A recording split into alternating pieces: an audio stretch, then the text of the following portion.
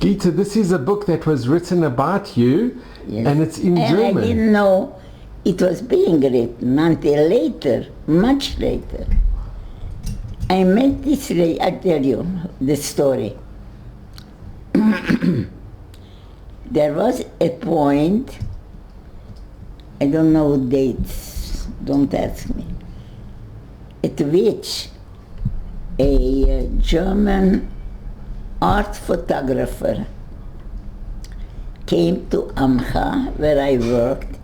This is the organization that provides psychological help to Holocaust survivors. This was the only organization. It's an excellent organization.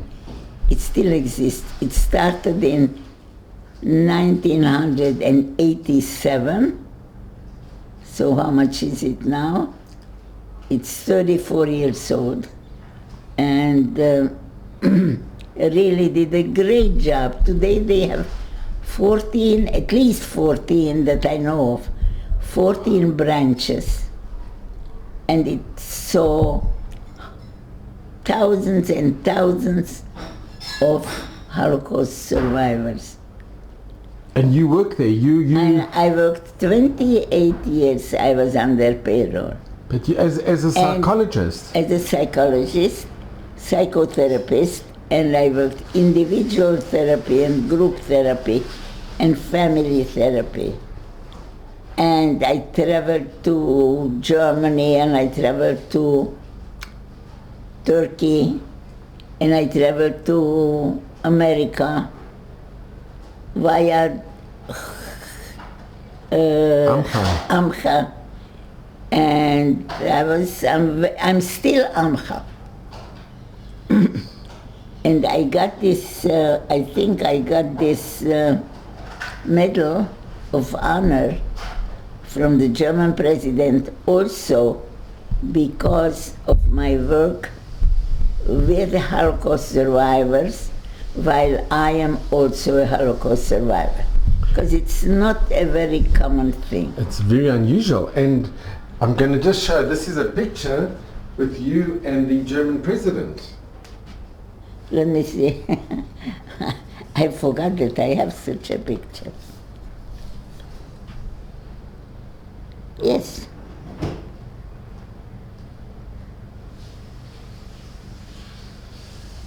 Who is this lady here? And he chose to... Who is this lady? I don't remember who this is. This is the president. Gita, if you could just show the picture. Yes. You can just show, so here's you with... And the German president wrote to you, and you had a special connection with the German president. I wrote to him. I spoke to him. I'll tell you the story, because this is a very nice story of how we met.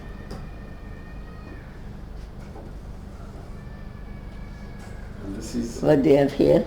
This is also a picture with you, with the girls in... You would take groups to... It's a very nice picture. You took many groups to Auschwitz in Poland. You've been... How many times roughly have you been? Way over 100 times. Way over 100. Because for 20 years I've been going to Auschwitz, to all of Poland. We went to all the holy places and the places of horror. And this was right outside of Birkenau. And Gita, wasn't it very emotionally, exceptionally difficult for you to... Very difficult. It still is very difficult. I'll tell you an episode which is like 2.5 weeks old, the episode. Okay. Okay. I went to a physiotherapy section of the Kupat Cholim, of the National Insurance Company. I had some issues with them there, something to do. And when I finished and I was leaving my physiotherapist's office and I was going out through a big hall. She had a little room and with a big hall, and I was going out. Suddenly I noticed something and I stopped, like my feet became rooted and I cannot move, and I'm staring at one point in that room. And that's where I was, and Clara, my metapelet,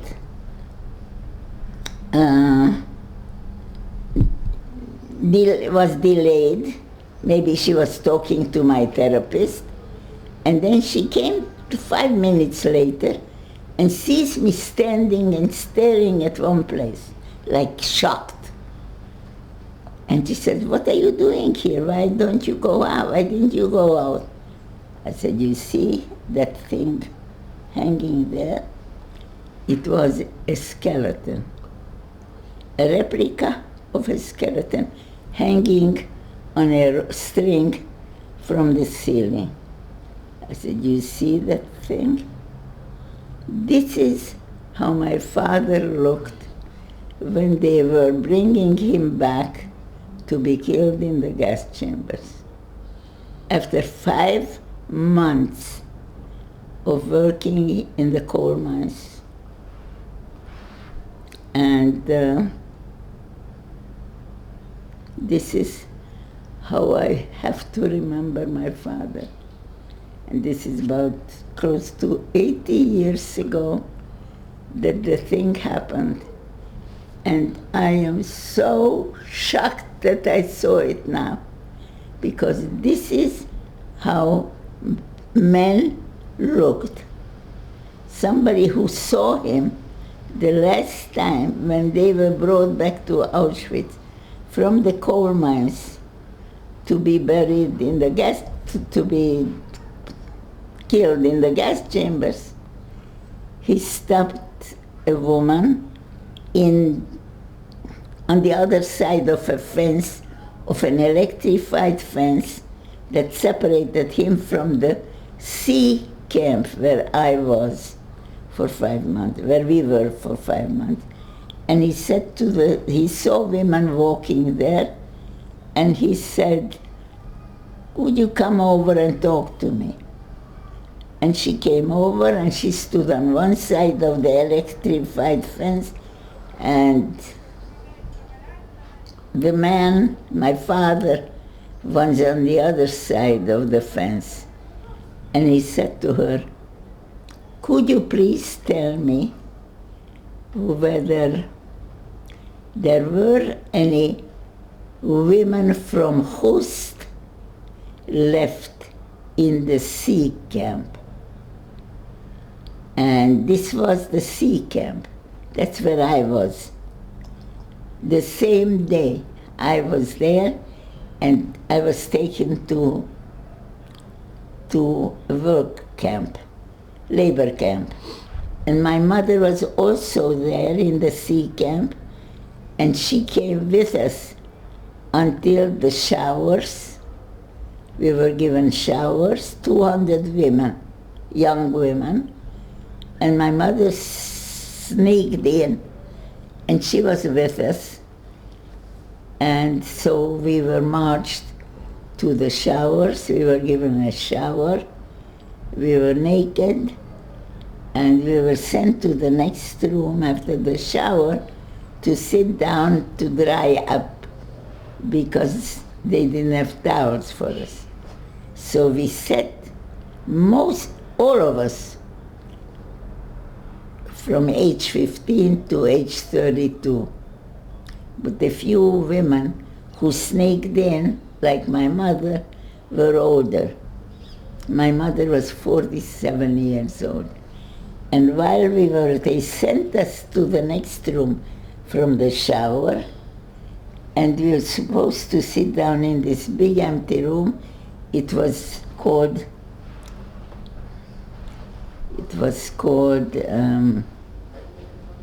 Trockenraum. You know any German? a little bit. Trockenraum is drying room. So we were seated on the floor in a big circle, 200 women. And I kept saying, you know, the Avinu Malkeinu, you know the Avinu Malkeinu. About 2 weeks, a week and a half ago was Yom Kippur. I told you the story? Okay. We were in the sea camp, only women, Jewish women, no men. There were no couples, there were no SS, only women. There were 27 barracks for sleeping, and they were supervised by Slovakian Jewish girls who had been brought here 2 years ago when they built Birkenau, and they were responsible for us. Every one of 27 barracks had a block Älteste, the elder of the block, and she was responsible for her 1,200 prisoners.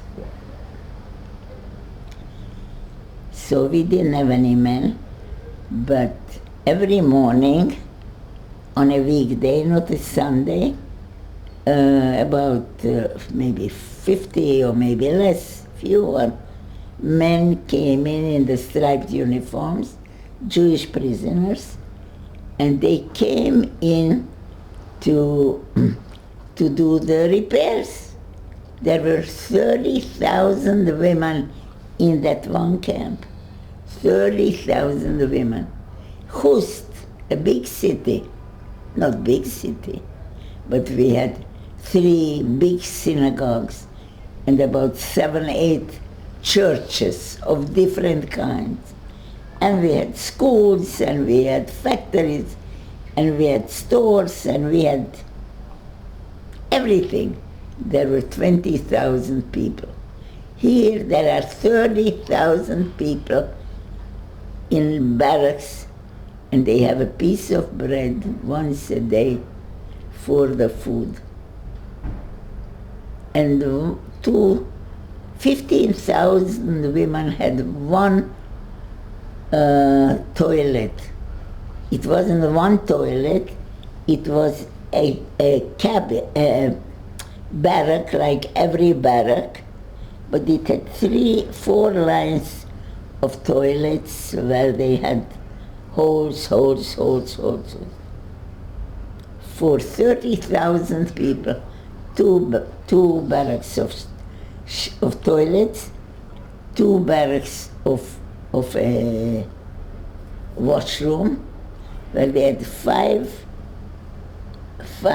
pipes going from the beginning of the barrack to the end with faucets, and underneath they had some kind of a metal thing to hold the water, and that's where we could wash up if we want, once a day or in the middle of the night if we go on, or to wash our dress, which was on us for 5 months, same dress.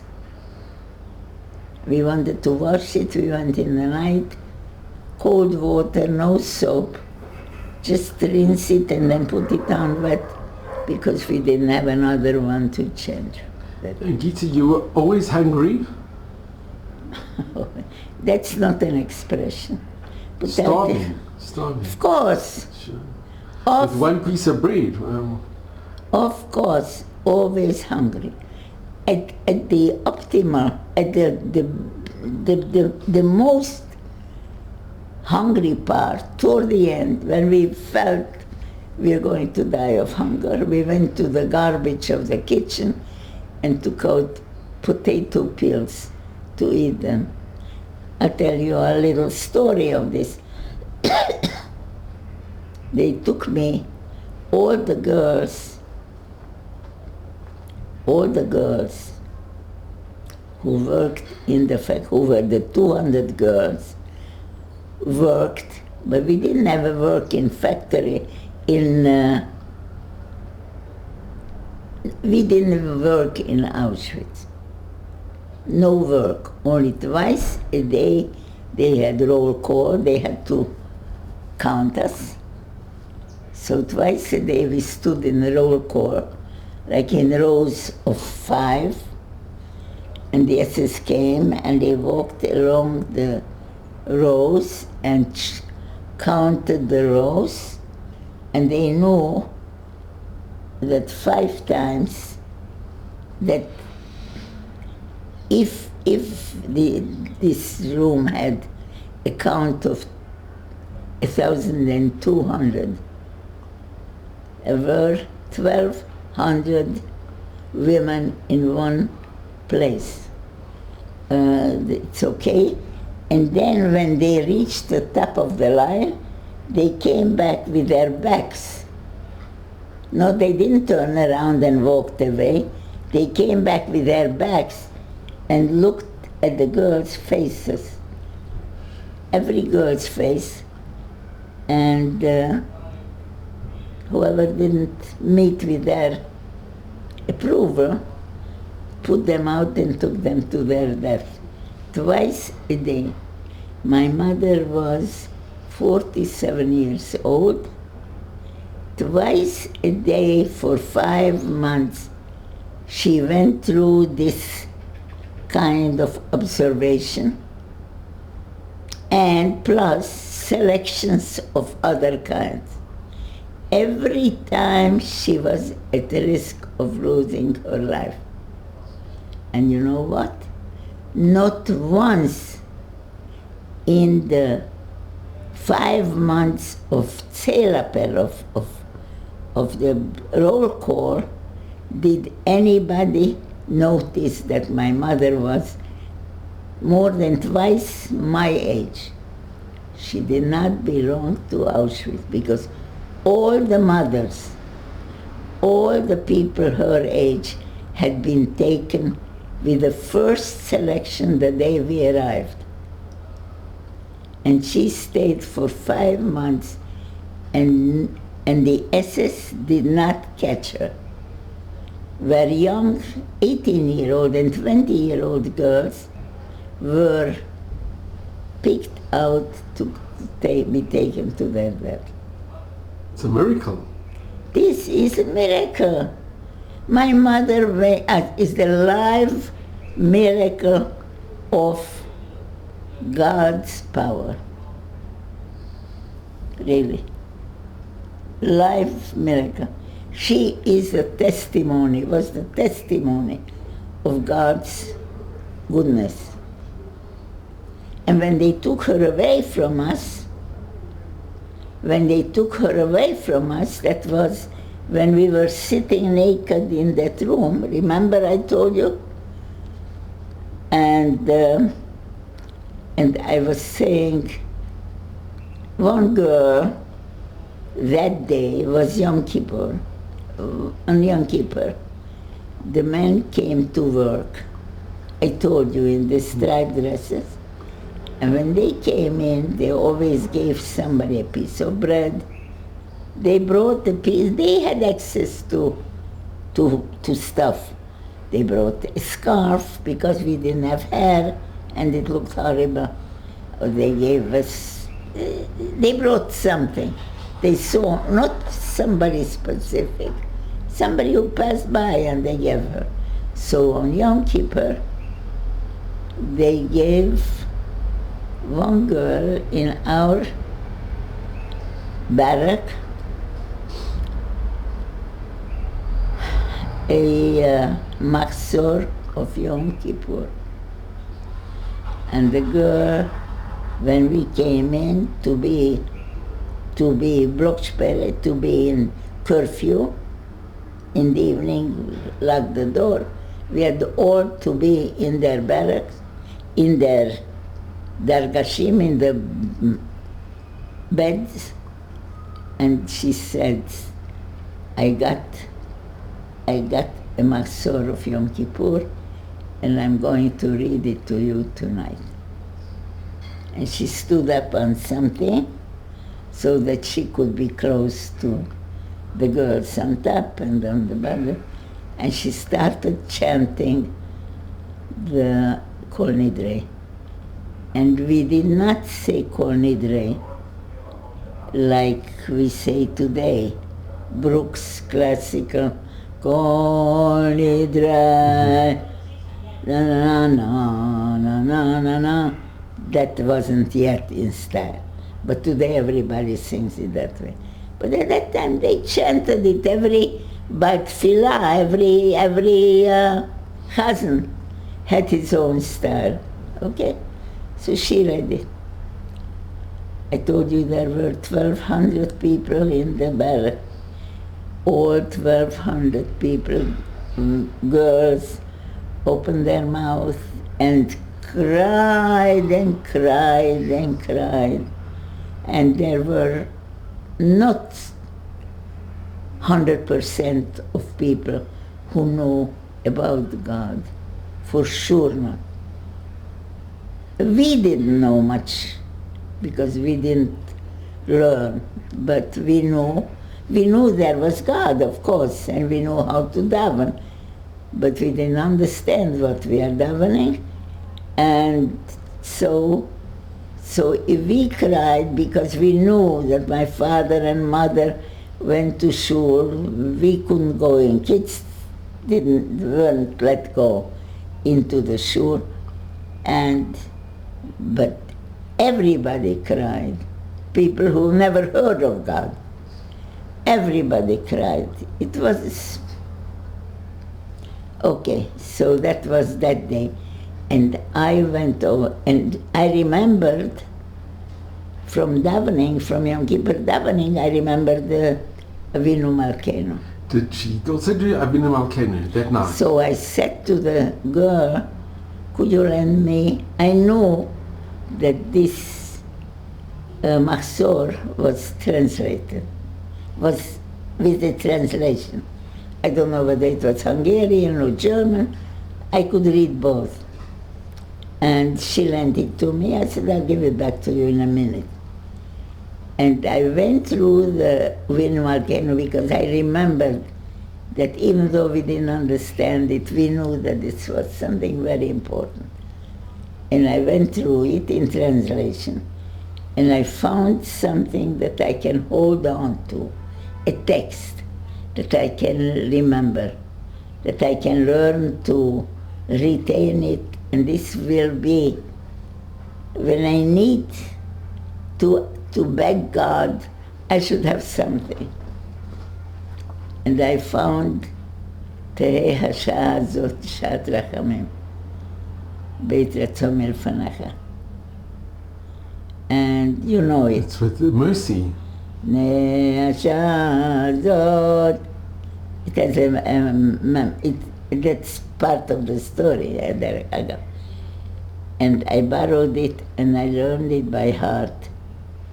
I gave her back the book, and then we were supposed to go to a labor camp because we said, my sister and I, we cannot tolerate any more being here and suffering every day the chance that they'll take away my mother from us.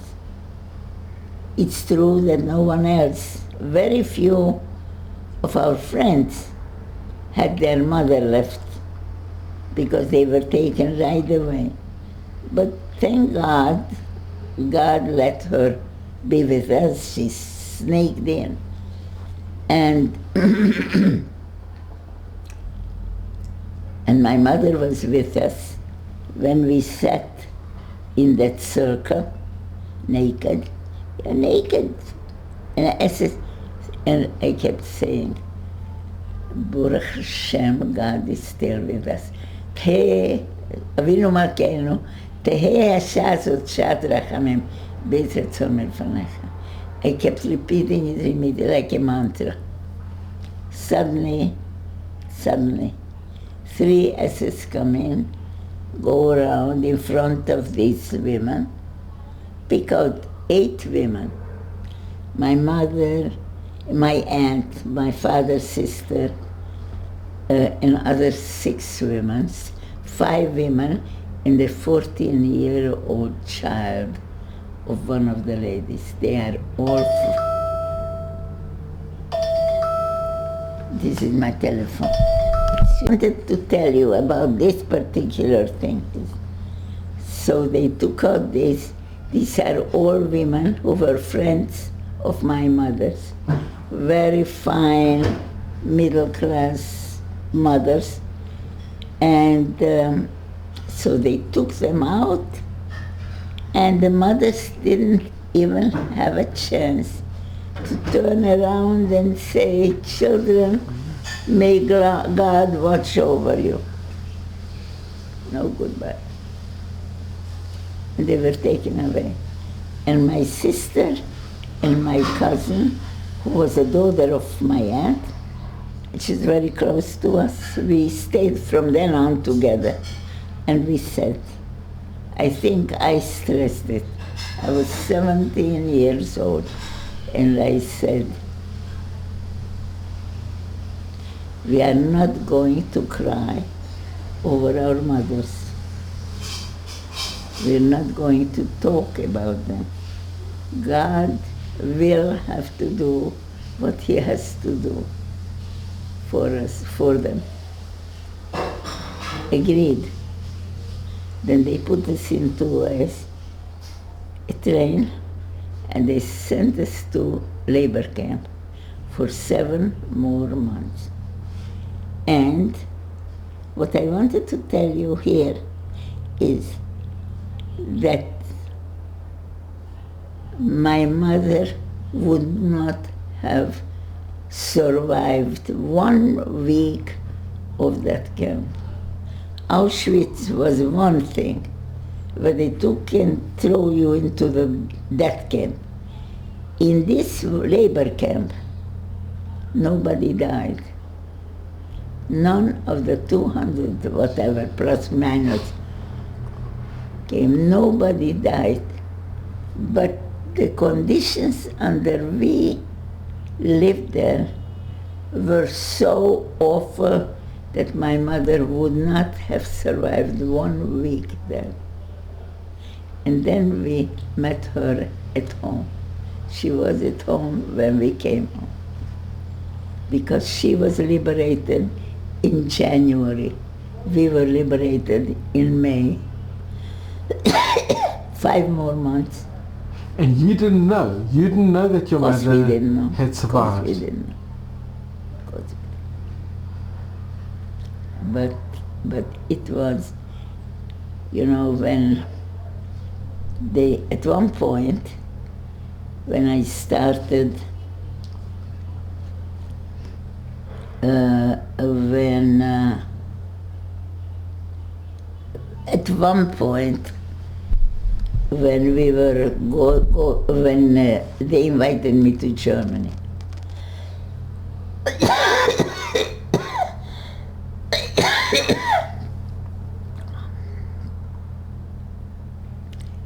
After we came to America, to Israel, from America, where we lived for 44 years, and so the 20 years, the first 20 years of my living. Clara? Yes. Oh, do we have the telephone here? We don't hear it. What did I say? Yes. So in the 21st 20 years, I began talking about the Shoah. And before, you never spoke? In America, we lived 44 years. Never once did I talk publicly about the Shoah. Never once did I say, I am a Holocaust survivor. Why? Because nobody asked. Nobody was interested in knowing what that means. And they knew that you were in the camps. They knew. People knew. Yes, but I spoke about it to my friends and to my ex-Holocaust survivors status. It was easy to talk about it. And to my family, not my immediate family. Never did my father ask me, what is Auschwitz? And I never told him. Your father-in-law? Because he didn't know. He didn't want to know. Obviously. This is your father-in-law? No, this is my husband. Your husband? Maybe he was too scared to ask. Maybe... Who knows? Maybe a lot of reasons.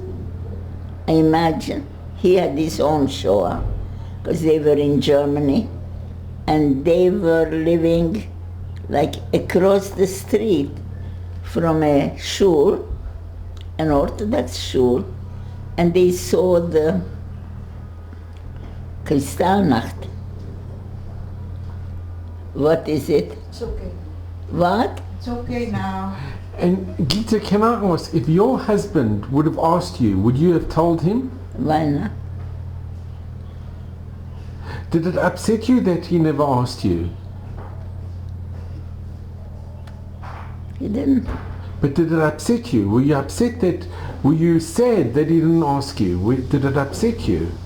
It hurt me. It hurt you a lot. But I also thought, I tried to interpret the story, and I thought that he had his own Shoah, because they lived in Berlin until 1939.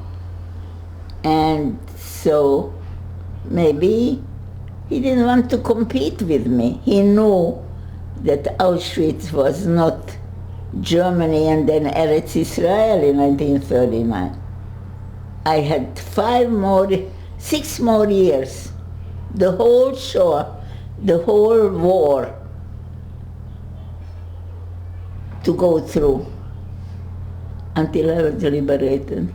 And Gita, but you spoke to your sisters and you spoke to your mother when you came to America? Never asked. Never. No, but you spoke with your sisters in Of course they did. But you spoke with your sisters and your mother? Of course. Of course, yeah. He spoke to me also, but not about the Shoah. And friends of yours, did any of the friends in America ask you, any of your friends that you had, did they ask you, how was it in the Shoah? Or most of my friends, other than the guy with whom I had worked, I was working with people, we were shopping, we were traveling. Nobody asked. Nobody asked. Nobody asked me. I'll tell you another story. So when we arrived, after that incident, when they took my mother away, and they took us to a labor camp, okay?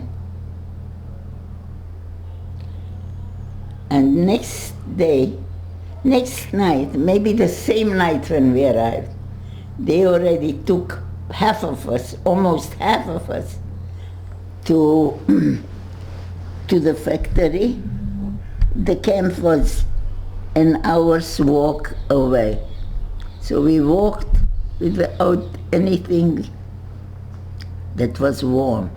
No stockings, no cap, no scarf, no gloves, nothing. in the winter? In the winter of Poland. Remember, Poland is a cold country. Excuse me.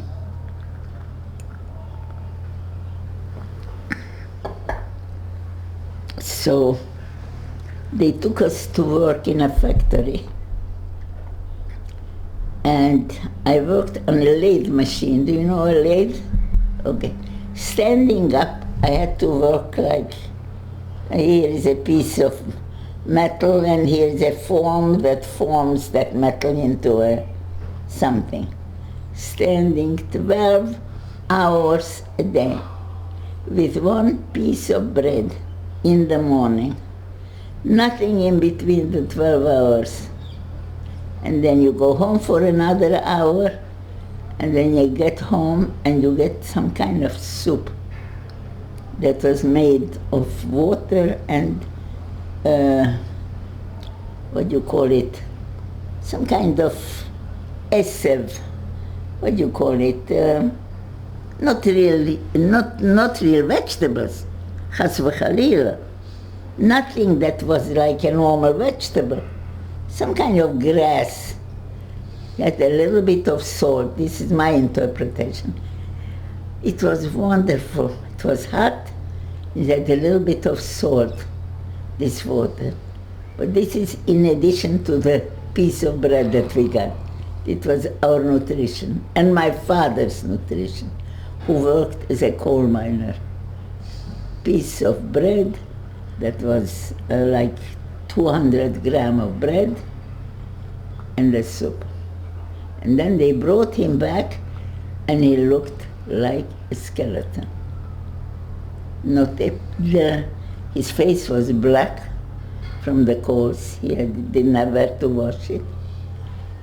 And he wore the uniform, but you could see through the uniform that there is not an ounce of flesh on his body. When you saw them walking, I saw a picture, a video of people, men walking after the war. They looked just like skeletons walking. All you have is the knees and the shoulders and the hands. So that's why that skeleton that you saw reminded you of... No, I told Clara. I said, do you see that? This is what my father looked like. And this is how I will remember him. Because I didn't see him since we said goodbye on the first day. But I wanted to tell you about the labor camp. So I was working on a lathe machine. All of about 90 girls, we had 200 girls.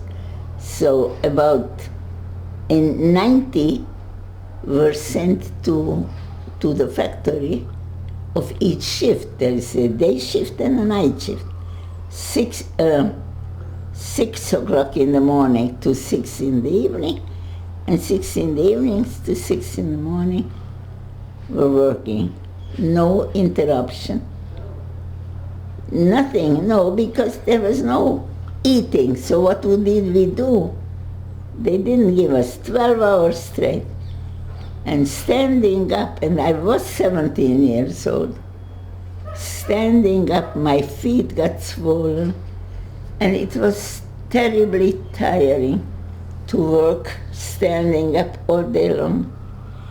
And I said in Auschwitz, I survived Auschwitz, I won't survive this. This is too much. So next day, then it was the end of the week, Sunday, and then Monday I was in the day shift. And I come in, and every 5, 6, 4, 5, I don't know how many machines had one supervisor, a German supervisor, who spoke to us in German, and we all understood him. And he comes to me, and he says, maybe it was 1 or 2 days in that week when I did the day shift, and he comes to me with the pen and the pencil and the piece that I was producing on the lathe, and he says to me in German, can you draw? I said, what does it mean to draw? It was too fancy a word for me. I knew how to communicate, but not. He says, take this piece, take a pencil, and take this paper, and drew. He explained it to me, and I drew magically a beautiful piece of paper, a drawing, a real drawing. And, okay, then he took me up to the office where the engineer sat, the management of this whole place. An engineer who was a high-ranking SS, maybe a general, beautifully dressed in his uniform, polished boots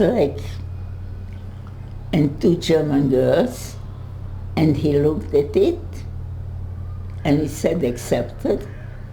And from then on, I didn't have to do the night shift because they were teaching me drawing. And at first, the two German girls who worked there, two German women, taught me with a lot of criticism. How do I know anything? How do I know anything? I was kicked out of school when I was 12. How can I know anything? But then another man came in to work in the office. He was about, I would say, 50 years old. He was non-Jew. He was from Liechtenstein. And he was also a prisoner. But because he wasn't a Jew, so they gave him a room or an little apartment with his wife. And he was an engineer, and so they let him come in to work here. And the job they gave him was to train me. And I was I learned in a quick time, no time at all. I learned it, and I worked as a draftsman. And he and I became very great friends, really great friends. We talked in German, and I told him all kinds of things. He asked me what kind of schools I went to, because it must be a very good school. I didn't go to school beyond 5, 6 grades of elementary school. And did he ever bring food, extra food for you, or? No. He never did? We got the bread in the morning and we ate it immediately because we wanted to feel full.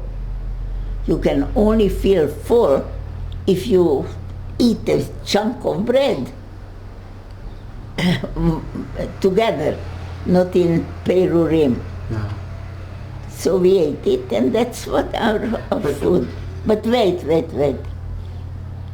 And he never asked me, why don't I see you eat during the day? Never asked. Why do I see you in the same dress all the time, all the months that you work for me, the same dress? He never asked me, tell me how. I'm sure he heard the news in Luxembourg. He knew that I am a prisoner, and I'm not a prisoner of his rank. Because he had some freedom. He had a kitchen and he could cook for it. His wife can cook for him something. He had some money allotted to him. And one day, about 2 months after he had known me, or 3 months, we were there for 7 months, okay? About 3 months later, 2-3 months later, he comes in the morning, and he brings me a little paper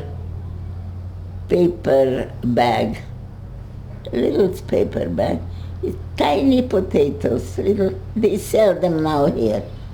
I cooked last Friday, little potatoes.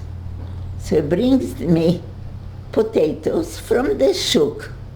The market. Okay, from the market. And he gives it to me, and I thank him. Then I take a potato and start eating it. With the peel, unwashed, unpeeled, uncooked, and I start eating it. And he looks at me and then goes, turns around and goes into the other room and cries aloud. He didn't know that I don't have where to cook those potatoes, and that yes, I am so hungry. That's no problem to eat it with the peel and with the dirt and from the garbage. This is the first time that he realized. Also, he didn't ask. And did he bring after that some food for you? He brought it for me as a gift. But did he bring the next day, or did he bring more food? No. But he didn't. Toward the end, about a month or a month and a half before the end of the war, everything was already closed. Hitler already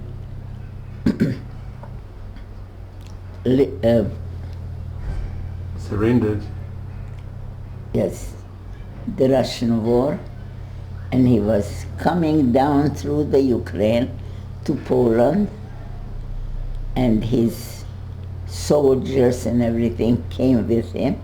They were running from Russia, and the Russian army was running after him, and they were running, and the Allied forces were coming from the West, Americans and British and whoever was, and they were like closing up Hitler and his army. And our labor camp was maybe 20 kilometers from this scene. And the Germans did not want the camp population to be caught in the war. This was already too late. They knew that they lost the war totally. But the Russians had had instructions to move us from our camp a little further. Actually, it was to the west. And we came to a town, and there was another camp for Hungarian women, 120 women, and there we found my first cousin in that camp. So Gita, can I just ask you, Pardon me? do you remember when the Russians liberated you? Of course I remember. Wait a minute. Here comes the liberation. Here comes. Now you want to know about the president? You want to hear about him? This is when he comes into the picture. So we came there, and they took us about 2 or 3 days to some kind of workplace, maybe only twice. And then we didn't work anymore because Sunday came. Sunday we did not work, ever. Sunday was the day of resting. And so, it's a beautiful May Day, beautiful May Day. We are walking around because they didn't call us yet for roll call, which normally is twice a day, okay? And then suddenly, Sunday about noontime maybe, we hear whistling. It's always with whistling that they call us to Zählappell. Zählappell is roll call. And they call us, and we run out from the barracks into a big field, and this is the place where people would stand up for the count. And we are trying to organize ourselves, fives, you know. We are 320 women, 200 plus 120.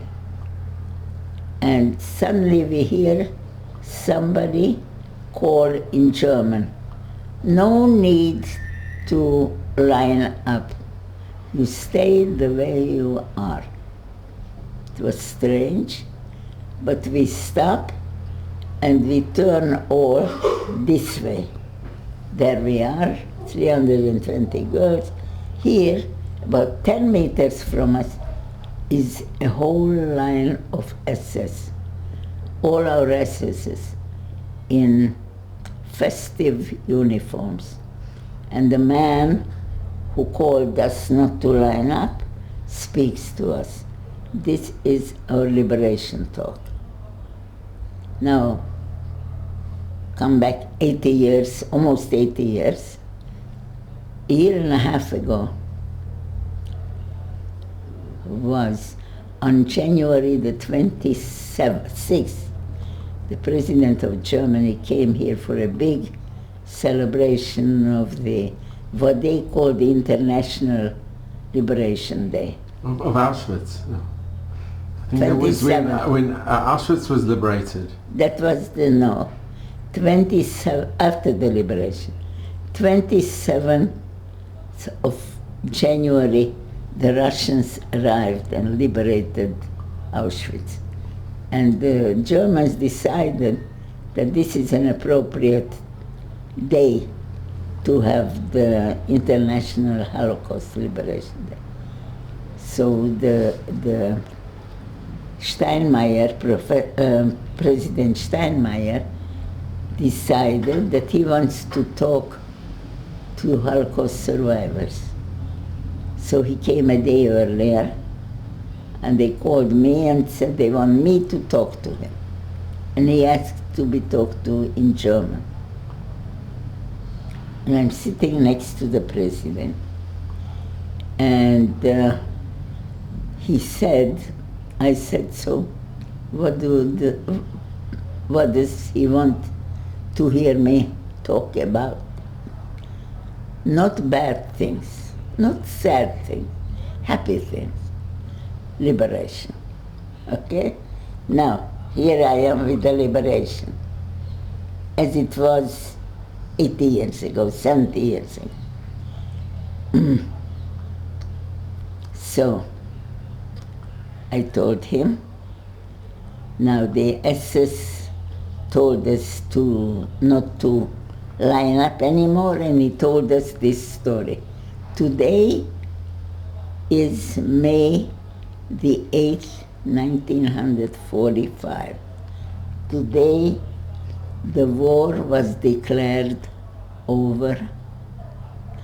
You are free, and you can do whatever you want to, and go wherever you want to.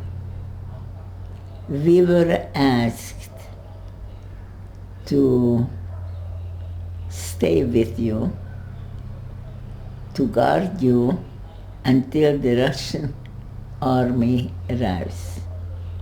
And because we are only here to watch you, we are asking you not to do us any harm. Now, this should be something very joyful. This is what the president thought. And I think of myself that day, and I'm standing like this, limp, like this. And I said, I must be crazy that I'm not happy, I'm not shouting hallelujah, and here we are, and soft, we are free and liberated. Free. And I look at the other kids, 319 kids. Everyone is like me. No smile. And I said, because when I decided that I'm crazy, I said, even a smile? 6 years we are waiting for this day in which this happens, and now not even a smile? And I said to the president, no, because I told him how I felt. I said, because by then we have lost everything. We have lost our parents, we have lost our properties, everything that we had, our dignity, nothing. And he stood up and came over in front of me and shook my hand. I gave him the book, and he said, I'm so sorry, but I was one of those people who always felt the obligation, the duty to do something about that horror that you had.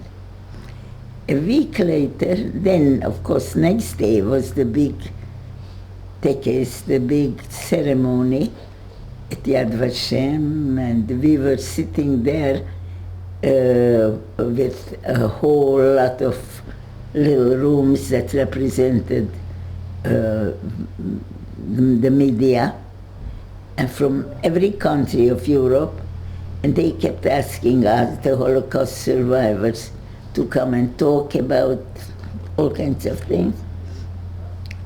And he made in another section of Yad Vashem, he made a beautiful speech in English. He speaks wonderfully English, and Zehu. And then he wrote a letter to me, and this was about 3 months later, to thank me for talking to him the day before.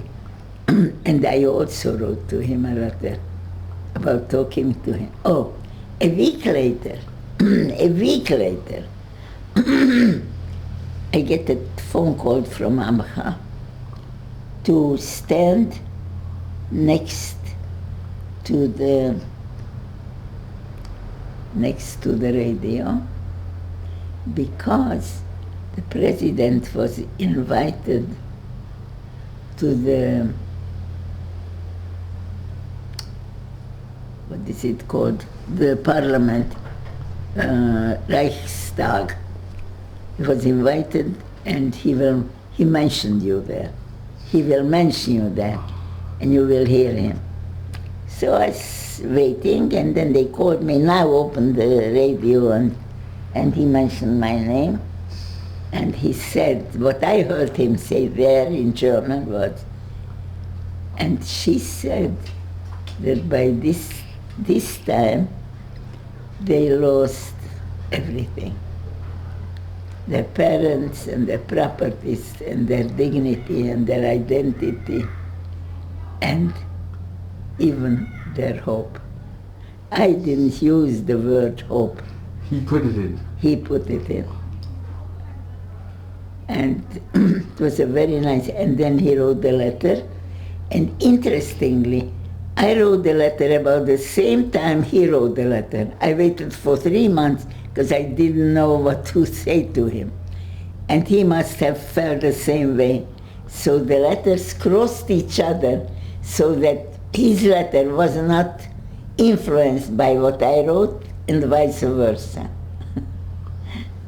And I think I wrote a very nice letter to him, and he wrote a very nice letter to me, and he read the book, and his wife read the book, and they noted everything that was in it, and it was very nice. And turned out that they know personally the author. She had accompanied them she's a journalist, a well-known radio commentator. And Gita, he was here a few weeks ago, and he met with Ruby Rivlin. It was the president came to Israel and he met with Ruby Rivlin. A few weeks ago, he was the last dignitary that Ruby Rivlin hosted in the president's home. I was invited to that. This was a very formal. This was in not the Begin Center. Beit HaNasi. No, not this one. He came 2 weeks ago. That's right. 2 weeks ago, and it was in the Paris Center. You know where the Paris Center is? It's in Yaffo. Yaffo. And you were there? And I was there. I was alone, invited alone, and my colleague at Amcha, Martin Auerbach, who is a good friend of mine, he was also invited. We had our reception. He was also given this honor, the medallion, and I had invited him before as a guest of mine because he hadn't yet received that medal. But then he got his, and he said, "Why don't we do it together?" Wonderful, wonderful. So we did it together, and it was very nice. Everybody thought that it was very nice because I said we have to. It was in the garden of a beautiful home that the ambassador, is a woman, had. It's a gorgeous garden. Had about 5 groupings of old olive trees. You know what an olive tree looks like when it's 800 years old or 6. They live very long lives. It was beautiful. And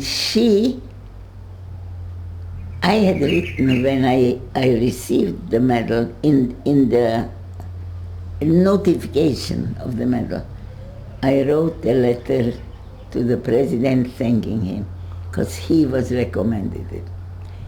And I said that about the conflict that I had about it, that conflict of making friends, German friends. I wanted to tell you because I was supposed to have here, I told you, I was supposed to have here this German girl, 6 people in one group, but a number of other, a lot of groups arrive here every year for a year's, what do you call it? It's like volunteering. They volunteer. For volunteer work, and they call it Ot HaKapara, the sign of atonement. That's what they came to atone for the sins that their forefathers did. And Amcha immediately, the lady who takes care of this one group of six people who are 19 years old, they sent to Amcha. Other people sent to other organizations. But these came to Amcha, and the Amcha lady who takes care of them is a very good friend of mine.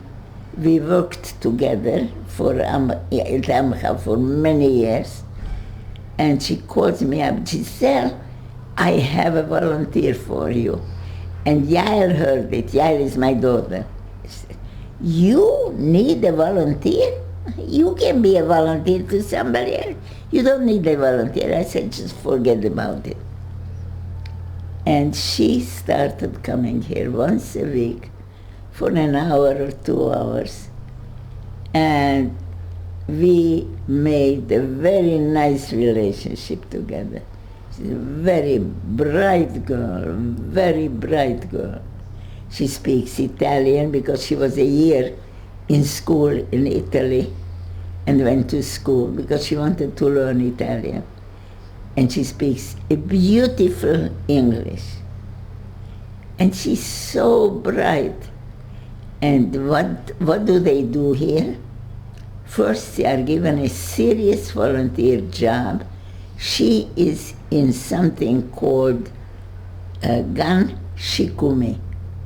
The gun shikumi is a gun of 3 to 4-year-old kids who have serious birth defect, physical defect, but very serious. They will never, some of them will never come out of their defect. Some will never walk, and some will never, I don't know, all kinds. She has pictures of these kids, and she loves them. And how she feels with the parents. She meets the parents. She learned Hebrew. She can speak Hebrew. She's a lovable, very fine kid. This Friday night, I had her on other, Schwartz, she was here in my house for a meal with a lot of other guests. And this Shabbos, she came with another girl, another German girl, who is part of another group. She came because Clara goes away every Friday, comes back on Shabbos. That's her day off. And my children don't want me to sleep alone. Mm-hmm. So she knows it. So I already have a few kids, a few girls, young girls, who are willing, it's a pool that I can call on. I don't want them every week. So I have a few girls. So another girl called, she's willing to come this Shabbos. I said, you know what? Come and eat the meal with my chevra at Friday night. It was a lovely, lovely Shabbos meal, a beautiful Shabbos meal. That's what they said. It was extraordinarily nice. And the girls, she and her friend Lucia and her friend came just to sleep over. So she was eating the meal with everybody. Everybody spoke English. They're all Americans, mostly. And in the morning they went up to Tapcha, and to Nazareth, all the Christian places. So they left in the morning, and the girl who wanted to come is a very fine oncologist in Beilinson Hospital, the daughter, and she's studying here. And she came, she could also sleep over, but I said, no, you just come and eat a meal. She came in the morning, and so I have, thank God. And now, the girl in Amcha, who is who is supervising these 6 girls, called me today that they are leaving soon, in a couple of months, a month or 2 months, and I must finish the story of my story, because we didn't finish the story, and I want to be with these 6 kids for a couple of hours. They come here. I thought they're coming today, but they're not coming today, but I believe that if you come, next week it'll be okay. And do they speak about their grandparents? Do they ever open up to you about their grandparents? I'm sorry? Do they speak about their grandparents? I make them talk about it, but they really cannot tell me too much. It's too painful, maybe it's... No. This lady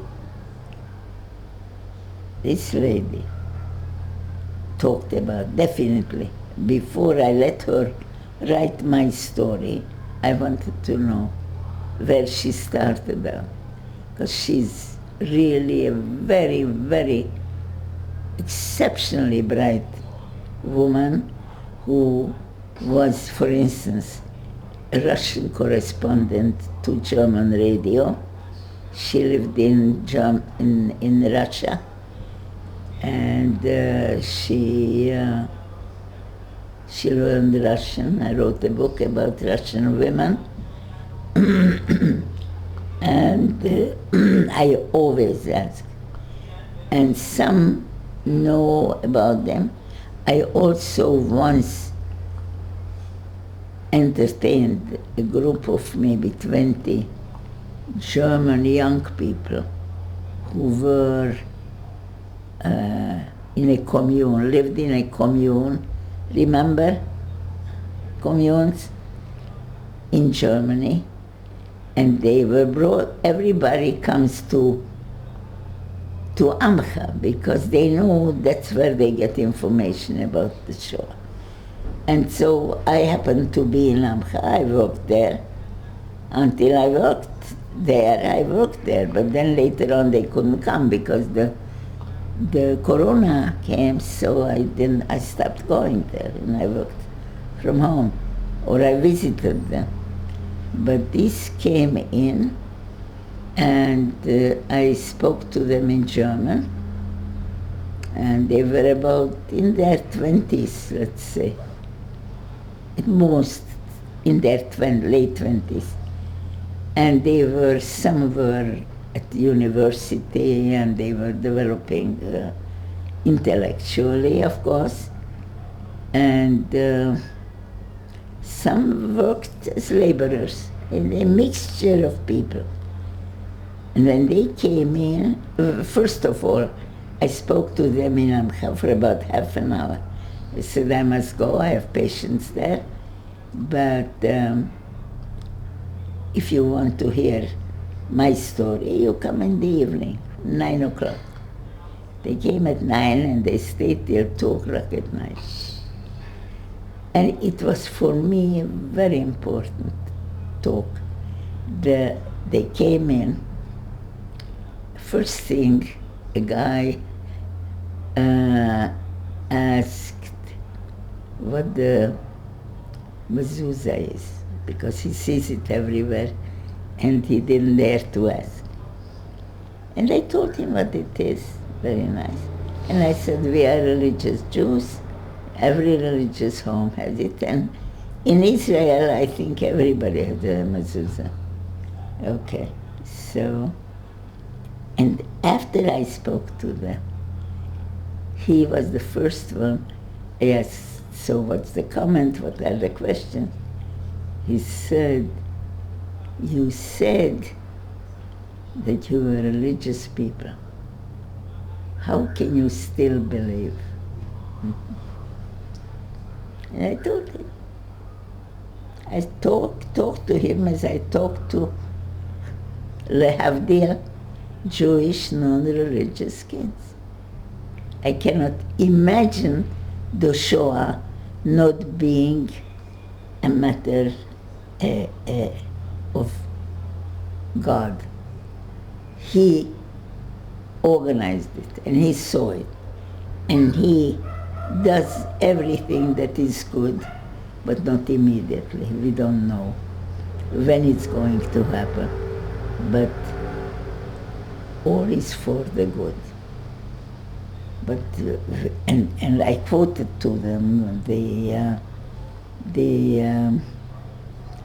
Megillat Esther, when Esther is told, if you're not going to the king and ask him to help you, somebody else will do it. It doesn't matter. If it has to be done, somebody will do it. But you won't get the schar for it. The reward. The reward, yes. And the second one who answered was one of the laborers, plain jeans, and he said, I am so glad I heard your story. I never heard any of these things. And whenever I ask, but this I heard universally, when I had a chance to talk to my grandparents, great-grandparents, they would, mitchamkim, they would try to get out of answering. To avoid or minimize. Sure, they didn't want to. But there were some people who said they suspected that their ancestors really did bad things, but they didn't have an answer. When I spoke at the tekes of the award of the medallion, I wanted to ask them,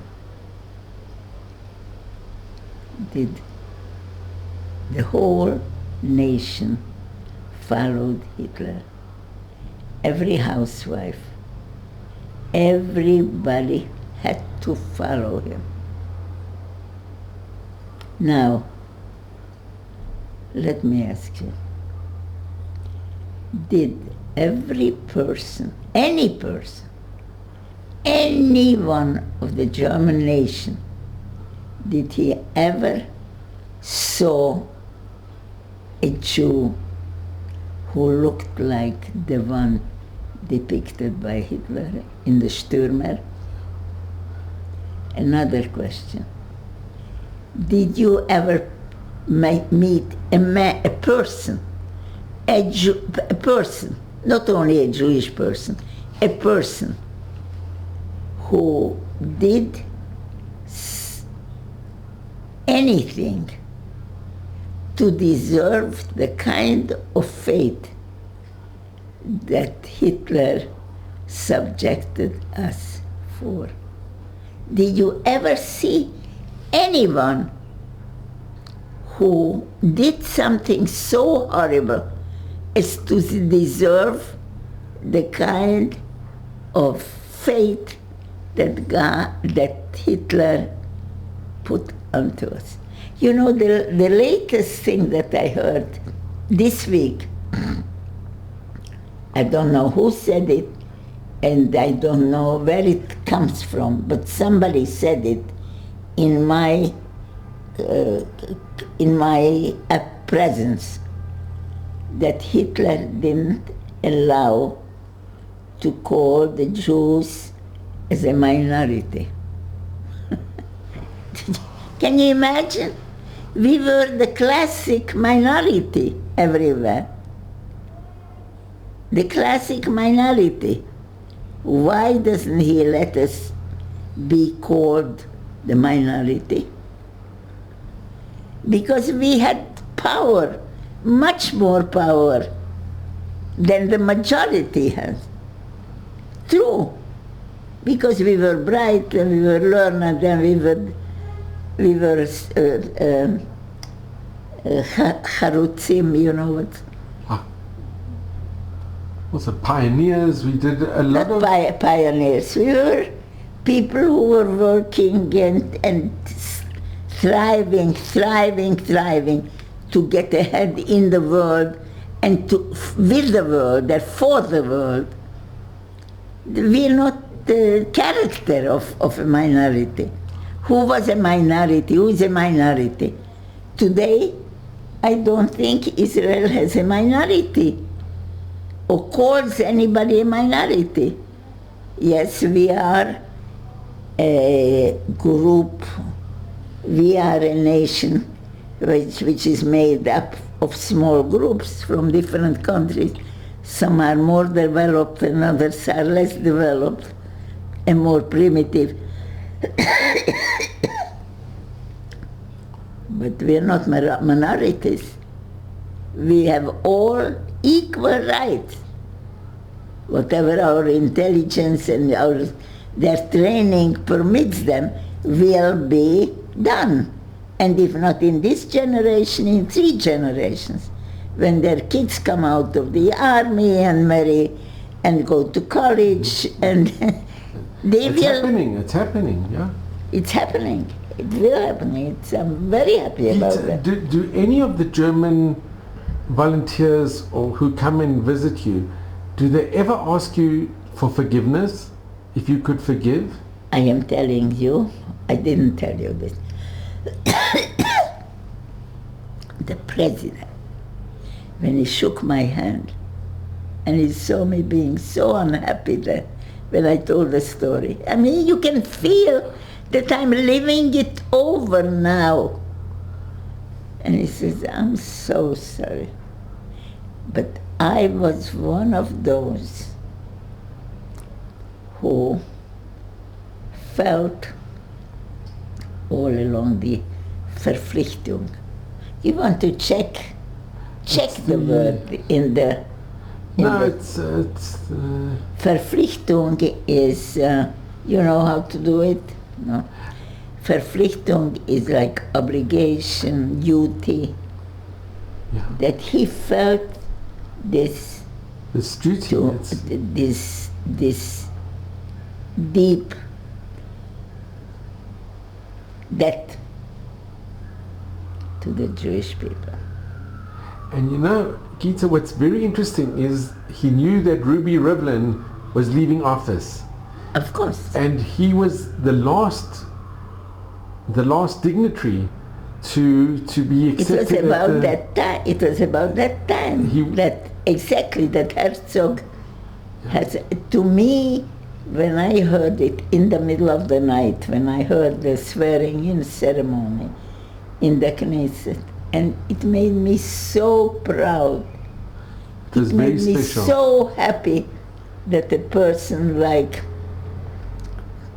Herzog, not that I heard from him, he was in the Labour Party, I was very far from the Labour Party, but his grandfather, I felt that, and I didn't follow the election of the president. I heard there was a woman, I don't remember her name, but she's a very worthy kind of lady. But he made it. He made it because he had chazakah to the presidency. Because his father was, not his father, his grandfather. He was the chief rabbi. Was a chief rabbi, and one was president. One was president. But it was so nice to see how Ruby Rivlin gave such respect and such honor, and when he received it, they had this chemistry between Ruby Rivlin and It was Herzog. so beautiful. I said I never saw any Knesset celebration or event where people were, there's a very good Hebrew word, lefargen. Do you know what's lefargen? Verginnen is not to be jealous of somebody. They were happy for each other. They were happy for each other, and it was, but everybody was happy for him. Everybody. So Gita, I'm going to ask you, what you went through, I mean, to see your father, what the Gehenna, the hell that you went through, did you always retain your emunah? Always. You always kept your emunah? From age 8. I would say 7, 8, 6, I feel. You always kept your emunah? Always. And especially in camp. Especially. My mother always, while my mother was with us, she said, you'll see, children, we'll live, and Hashem will give us. My mother was full of faith to the end. And I was so sure that God was with me through, that actually He is there watching me suffer. But I knew it is for a reason, for a good reason that He does it. It's incredible. Never had any You never doubt. doubted, never once? Never. And Gita, can I ask, being a psychologist and helping so many Holocaust survivors yourself, which is in itself very unique, did you have to confront survivors with their issues about Emunah and...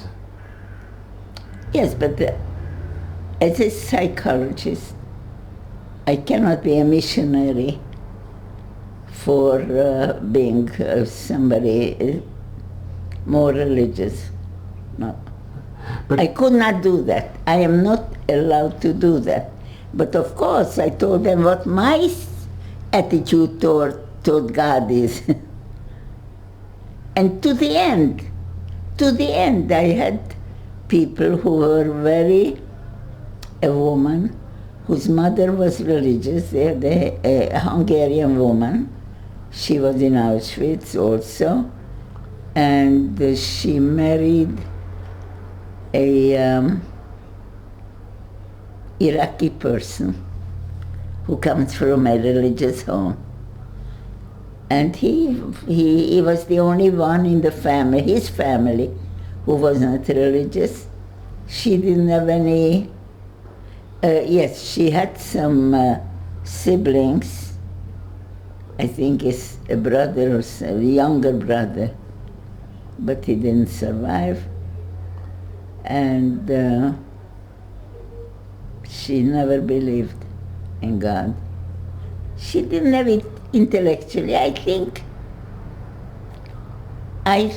that many people who don't believe in God say it because they think they're intellectual.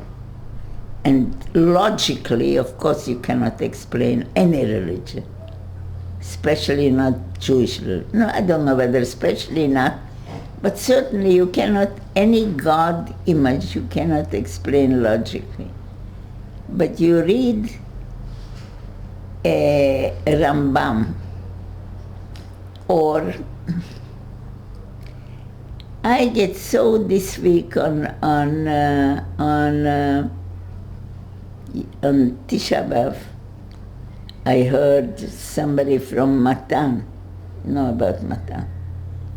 Her name is Ziegler, Judith Ziegler or somebody.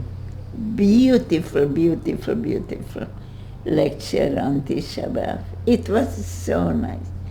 And I think if people would want to really come back to Yiddishkeit, it would help them overcome this trauma.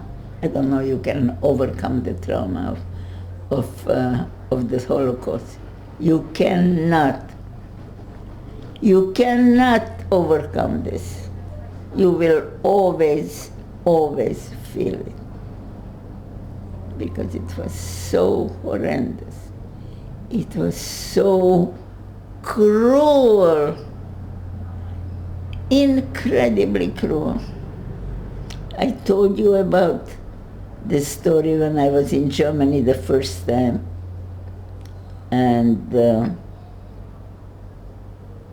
did I tell you? Somebody came one day. I went to Turkey, that was interesting.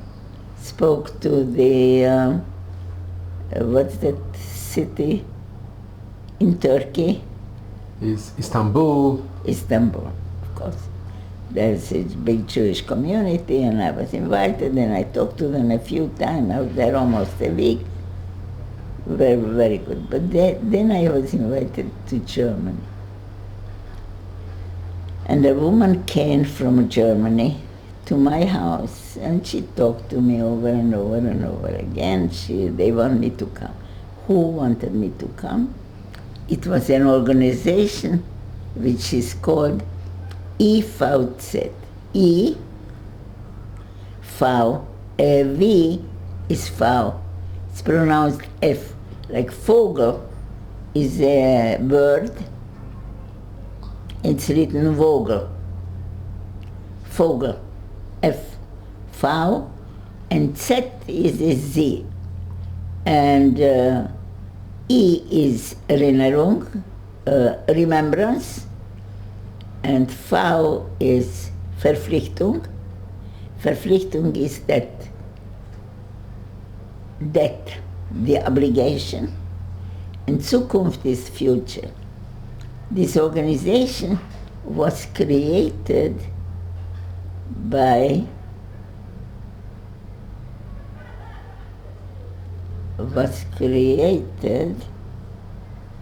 the German industrialists, like the car company Opel and the IG Farben industry, who used Jewish slave labor for their companies. And they owed something, the Jewish people. So they made this organization with probably a lot of money, and they were giving money to people who, mostly non-Jews, Ukrainian people, Czech people, who suffered from the Nazis. They gave a little bit for Amcha. And I came there, and I didn't know what they are doing, but this organization had an evening, and there were some of the representatives of these organizations, and it was a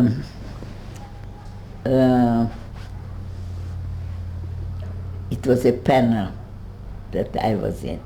So they had a gypsy person,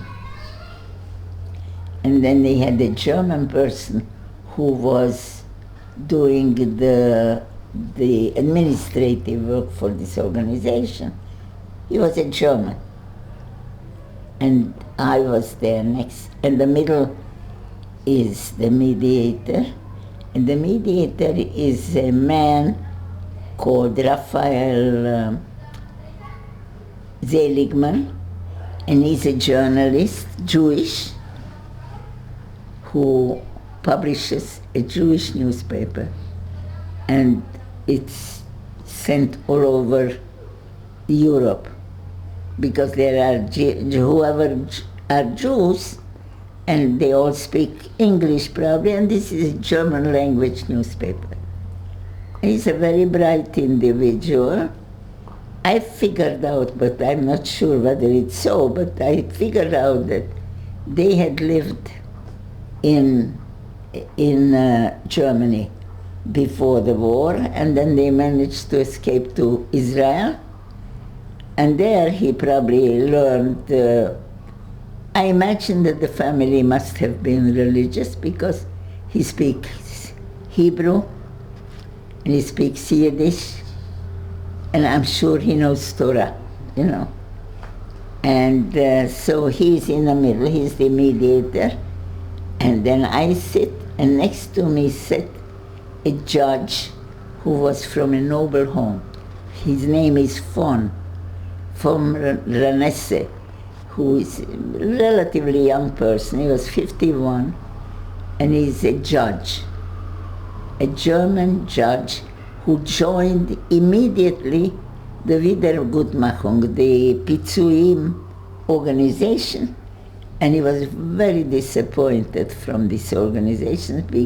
He noticed one day when they had a meeting and they opened up letters from Holocaust survivors requesting something like, I don't know, dental work, eyeglasses, stuff.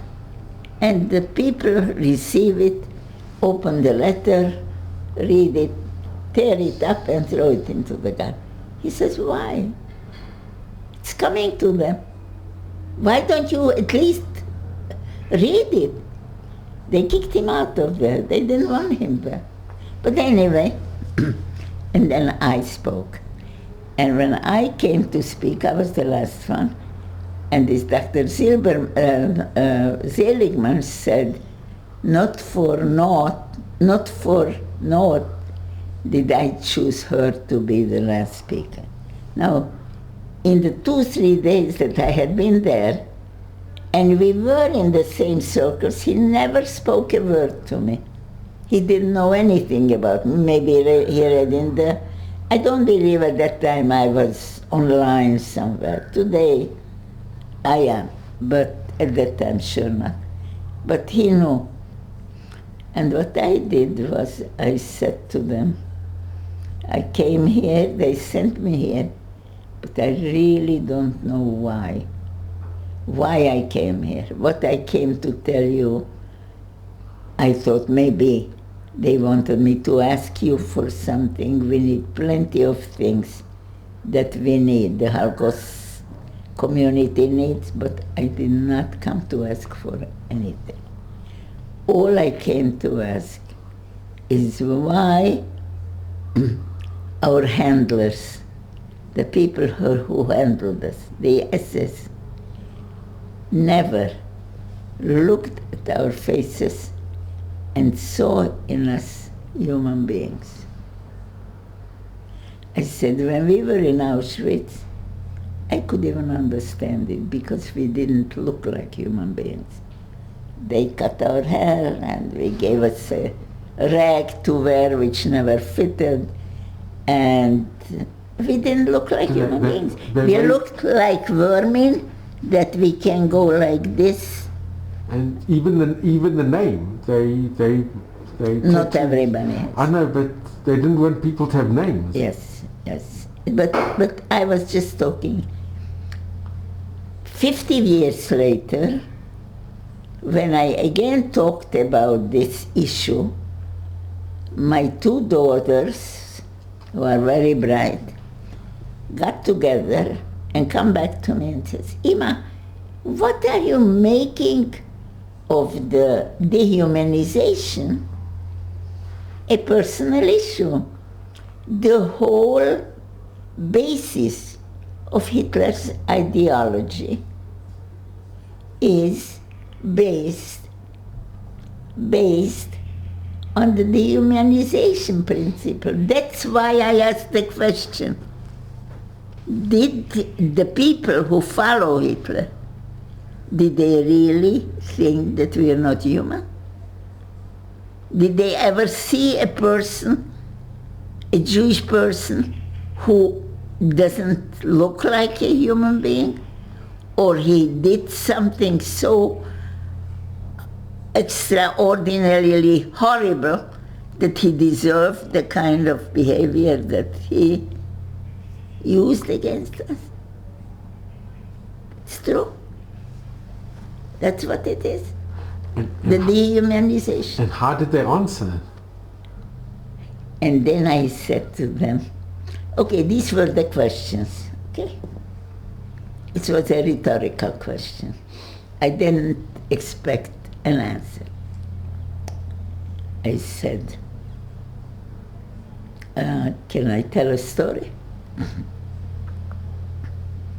I said about a few months ago, I was in Auschwitz with a group of kids. I went many times to Auschwitz. And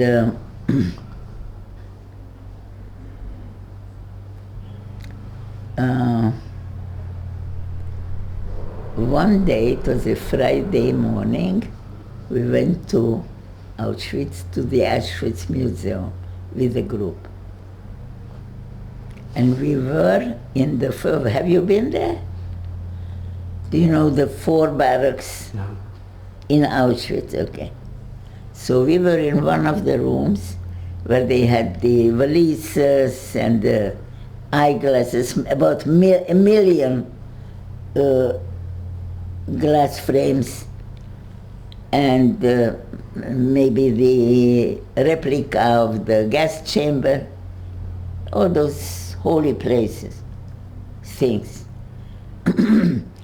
And suddenly we were just through these rooms, it was on the 2nd floor, and one of the guards, one of the guides says to us, stand aside, because a group is coming up on the stairs from the 1st floor, and we cannot both go down and up. The stairs are not big enough for that. When they come up, we'll go down. Good. I was close to the door, and I stood there like this is the door that leads to the stairs going down. So, and I'm standing there, and next to me is a kid, one of the girls, and she's leaning on a flagpole, on a flag that was here, and the flag is hanging down, and she's very tired, and she's leaning on it. And I am next to her, standing next to her. And the door opens, and in come a group of people, men and women, adults, and they run along this place. And one of the men goes and wants to go also there, but he changes his mind, comes around and stands in front of me. I am there, where you are, standing. And he stands about this far from me, about 10 centimeters from my face. Stands and looks and stares and looks. And I'm getting tired of this. And then I say to him, where are you from? In English. And he said, Portugal. It's quiet again. And then I say to him, are you Jews? And he says, no. And then he says to me, and where are you from? And I said, Israel. And as he's standing in front of me, and there is the girl with the flagpole, he bends down, picks up the spitz, the corner of the flag, puts it to his mouth, gives it a kiss, and then turns around without saying goodbye or any word. He goes away. I cannot tell you how I was impressed with this, what an effect it has on me. And I said to the Germans, this man looked at me and he said to himself, she is a human being. Gita, it's unbelievable. Pardon? It's incredible. Wait. Expect an answer from them, but I said, can I tell another story? So here, the man looked at me. I never told the story, and I'm telling you now. I told you that the place where I learned how to do the drafting, at the head of this office was an engineer, and he was a very high-ranking SS officer. He never made eye contact with me. Never. He wanted something from me. He looked aside, had a stick, and he told me to go there or to go there. Never had eye contact with me. Couldn't bear it. Anyway, that's not the story, but I said to them, do you want to hear another story? And I told them this story that I may have told you about the cold. No. I told you how difficult it was to work. I told you another little story before I tell the big story that I told the Germans.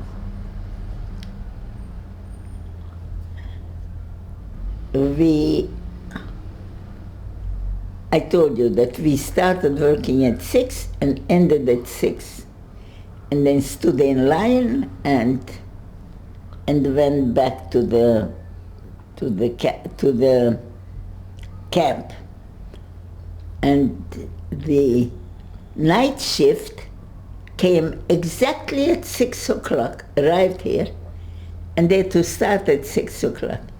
And people who are technologically advanced don't know how to organize this, that a group is leaving at 6 and a group is coming at 6. There shouldn't be a clash. But anyway, this is how it was. 6 o'clock exactly, the SS began to whistle. They were sitting behind us in the big hall where there were many, many, many machines, about 90 machines there had to be. And the SS sit behind us because if a girl goes to the bathroom, they must go with her. She shouldn't run away. You understand?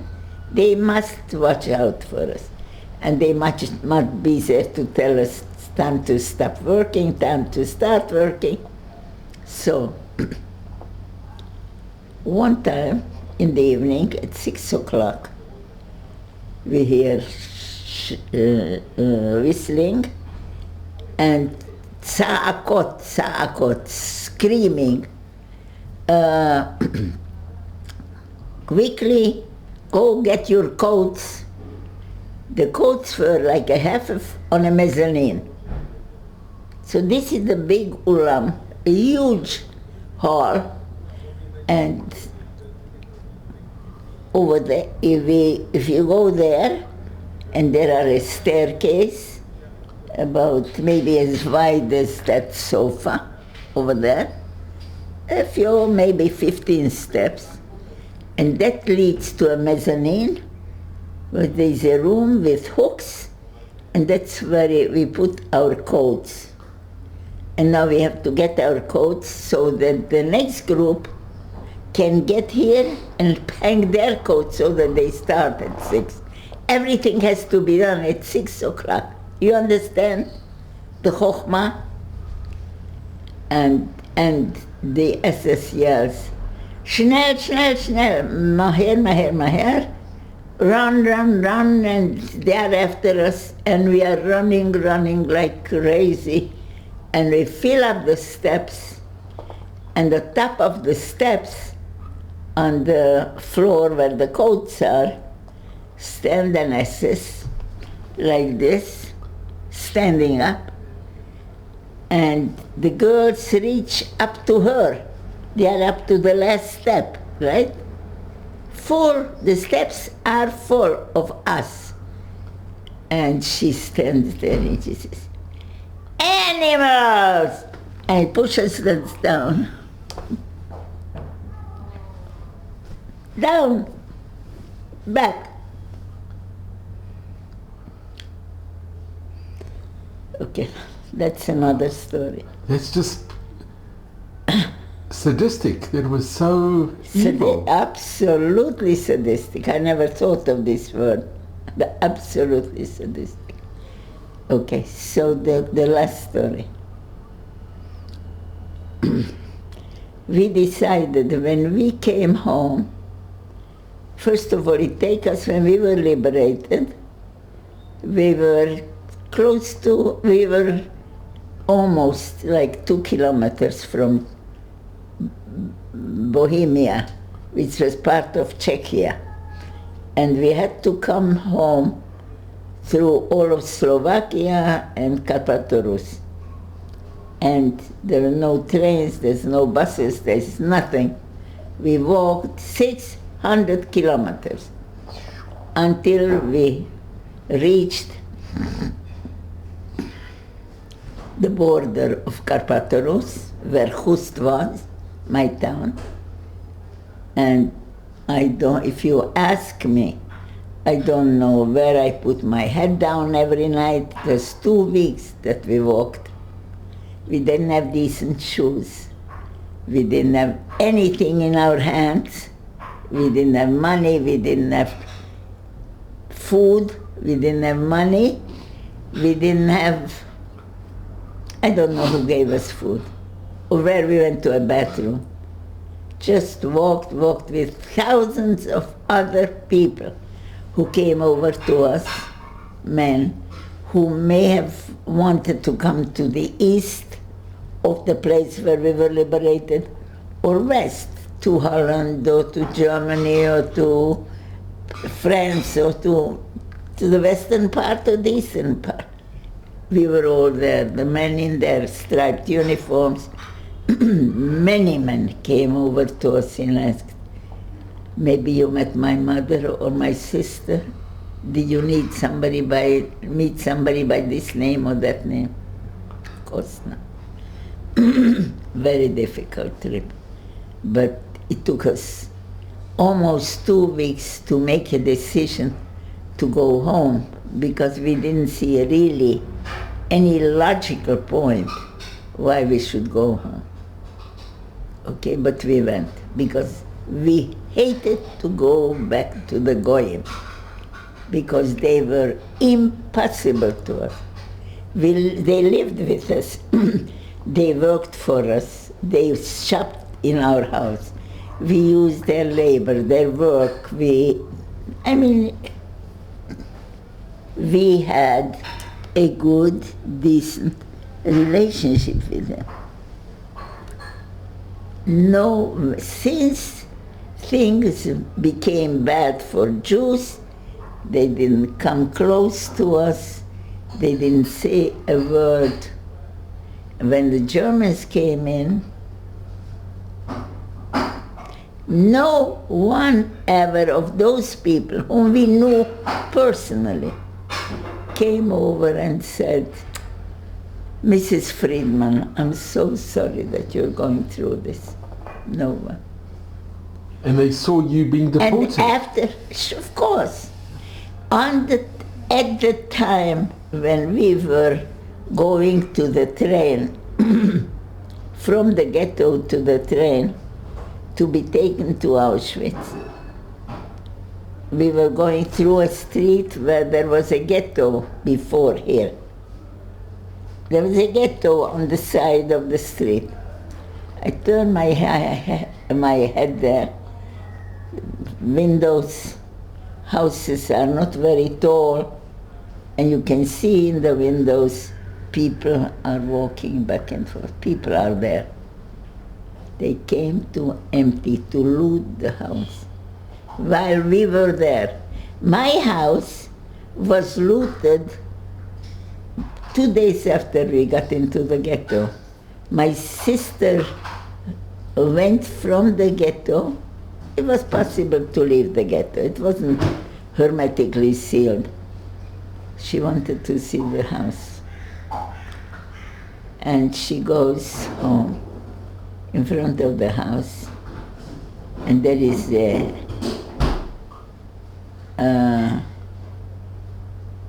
there's a horse and a buggy in front of the house. And there is a little window. There was a little window about this wide and about this high from the street to our basement. This is the house where we lived. And that window was placed aside, taken out and put aside. And she sees that inside our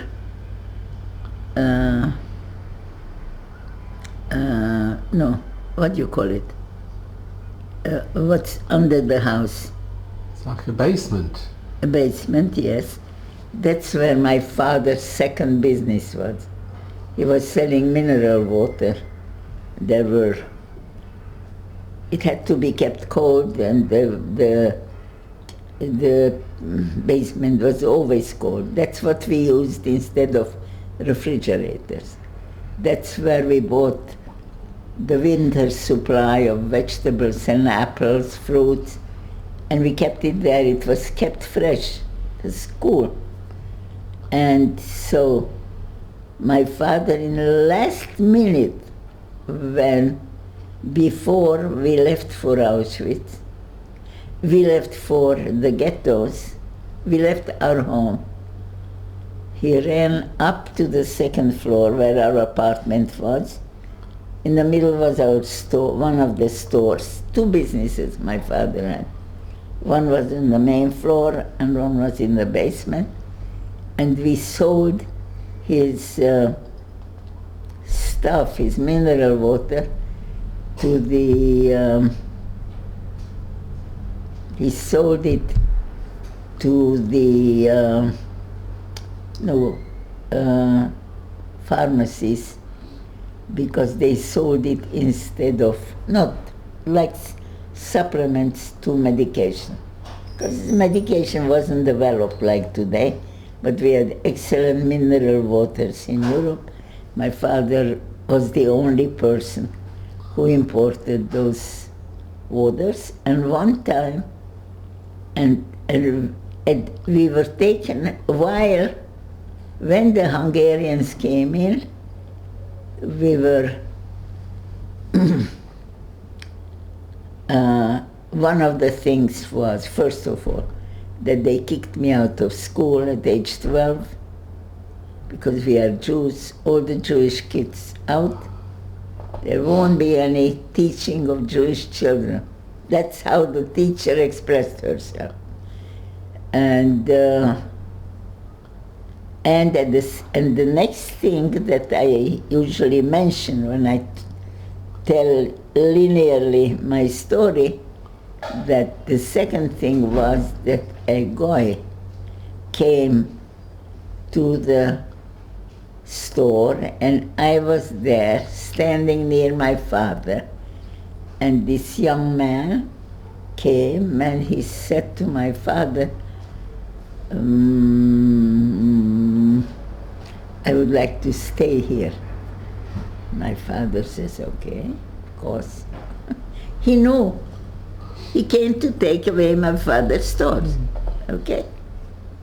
And he asked my father to work to help him, show him how to run a business.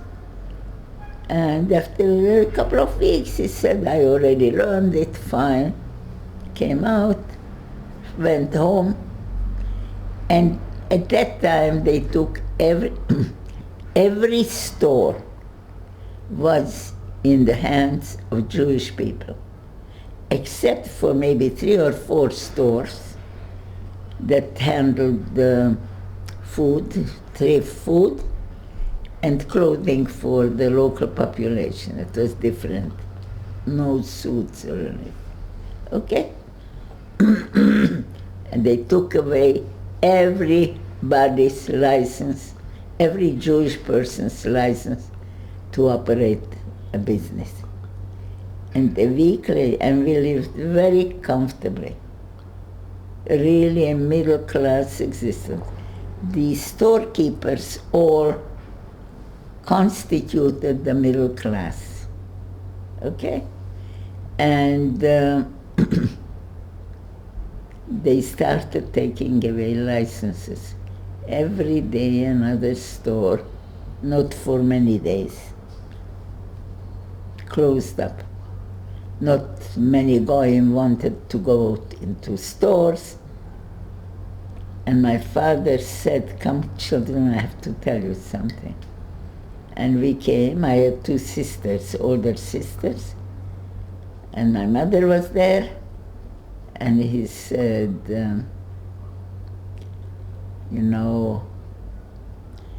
we don't have a lively parnassa anymore.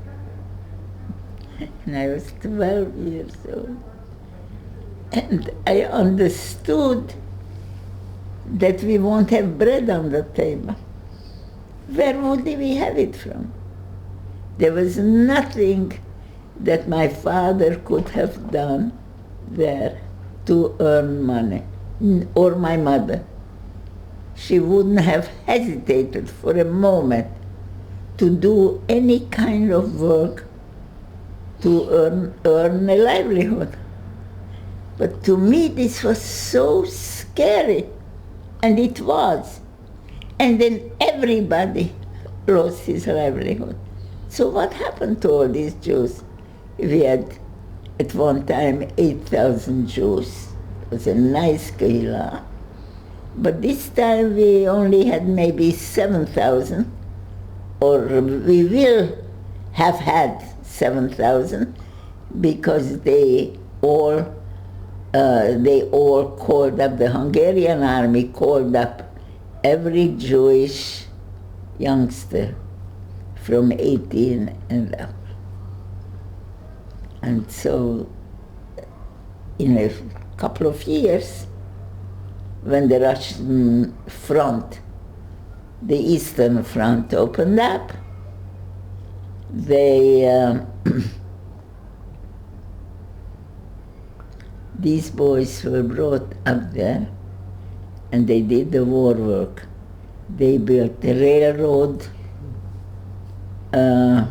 tracks for the German army, and they built, they pulled out the dead people from the front, and they built ditches, and they built mass graves where they brought our 20,000 of our families, 20,000 people who were entire families on a Shabbos.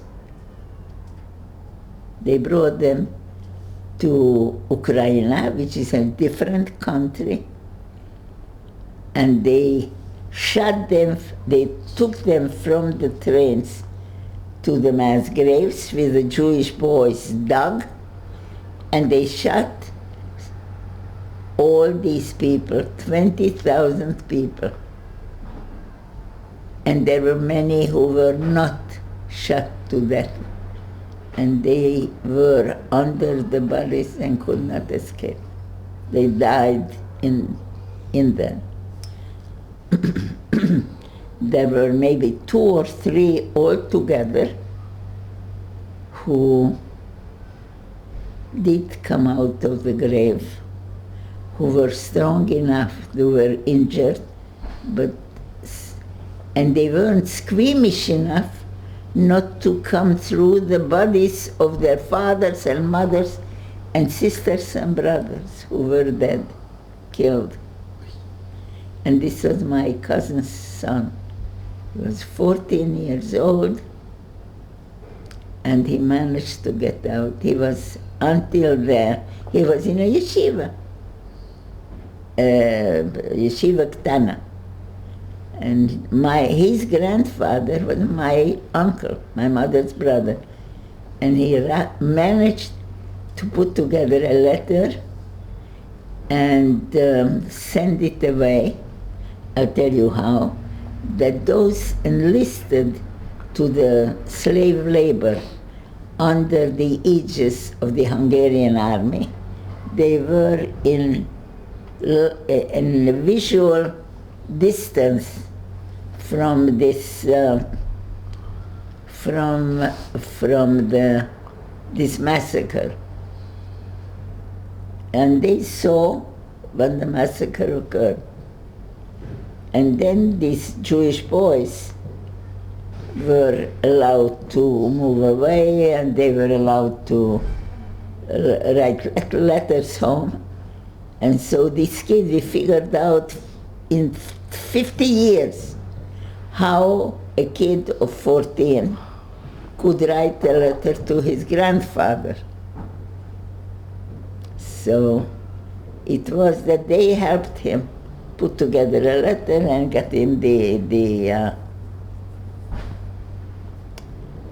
put him a stamp and an envelope and a paper, and wrote to his grandfather, Zaytz Machmatzel, Tatzil Oti, Tatzilu Otam. He wrote him how he got to where he was. We never heard about the kid anymore. Okay, but that's not the story. Now, the last story that I want to tell you was that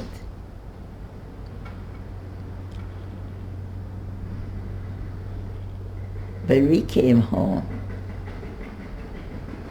and I told you how we were told on a train station that my mother is at home by somebody. That man came over to our train. He was leaving this morning from Khust and was going to Budapest. But when he told us, your mother is at home, he took his stuff and came over to our train so that he can bring us to our mother, because we wouldn't find her, because they didn't live in the house. They couldn't. So this is simpler. So he'll come, and these are little kids. I mean, I was 17, my sister was 19. This is a man maybe of 40 or something. He was a father, had been a father once. Anyway, and we were, one sister, Artie, my middle sister, I was the youngest. My middle sister was very, very neurotic. She didn't want to stay here. She couldn't stay here. She couldn't stay here. She was afraid she'll see her coat on somebody, or my curtains in somebody's house. She couldn't stand that idea. And so she wanted to go over to Romania. So my mother got her a peasant who lived near the border, and he brought her over, and in Romania, Satmare, where the Satmar Rebbe was from, my cousins were there, and we were with them in Auschwitz, and we were close cousins. So she went, stayed with them, worked a little bit, and then we all left the place, also smuggled, only smuggled. Gita, can I just ask you, when you saw your mother after coming back home, how was that encounter with your mother? It must have been the most amazing...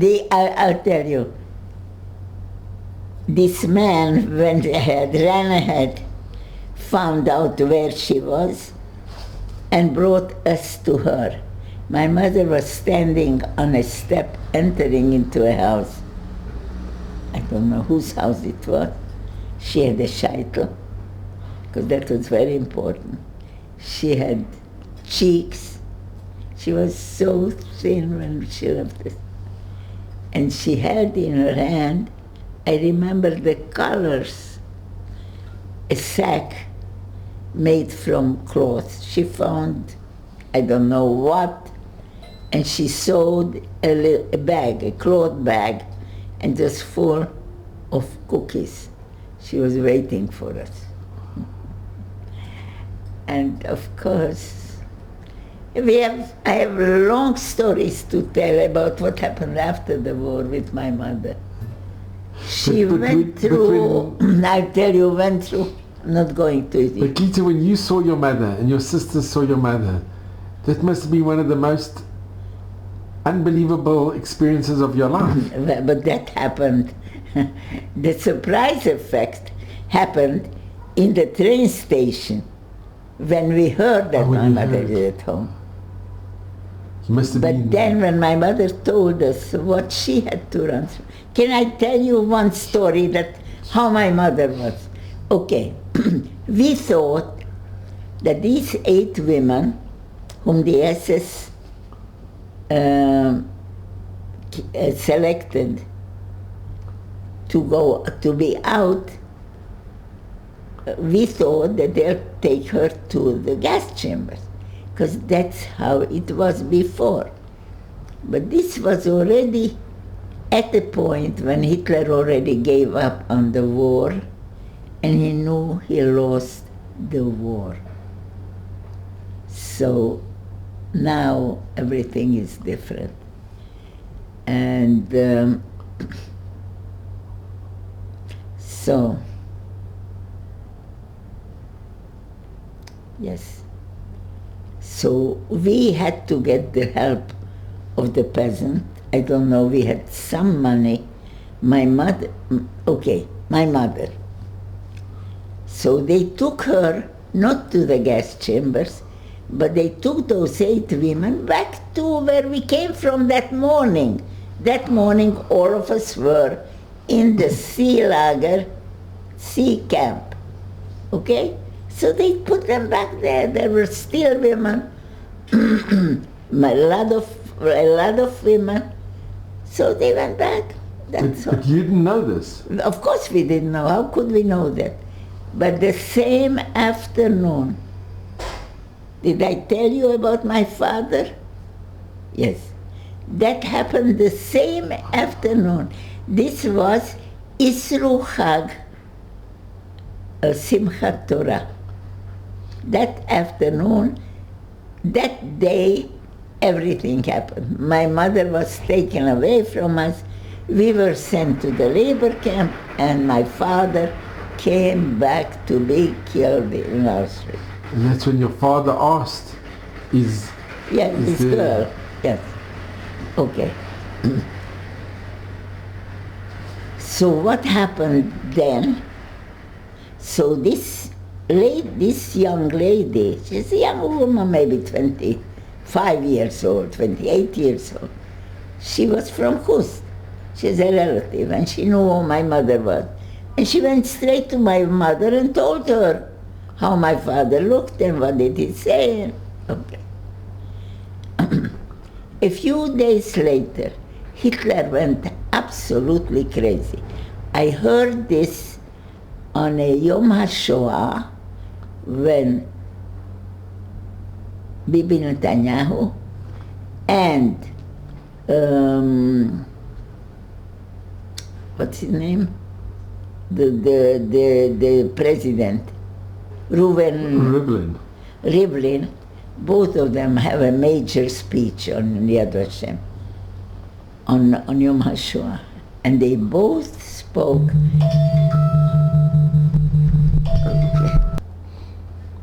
Okay.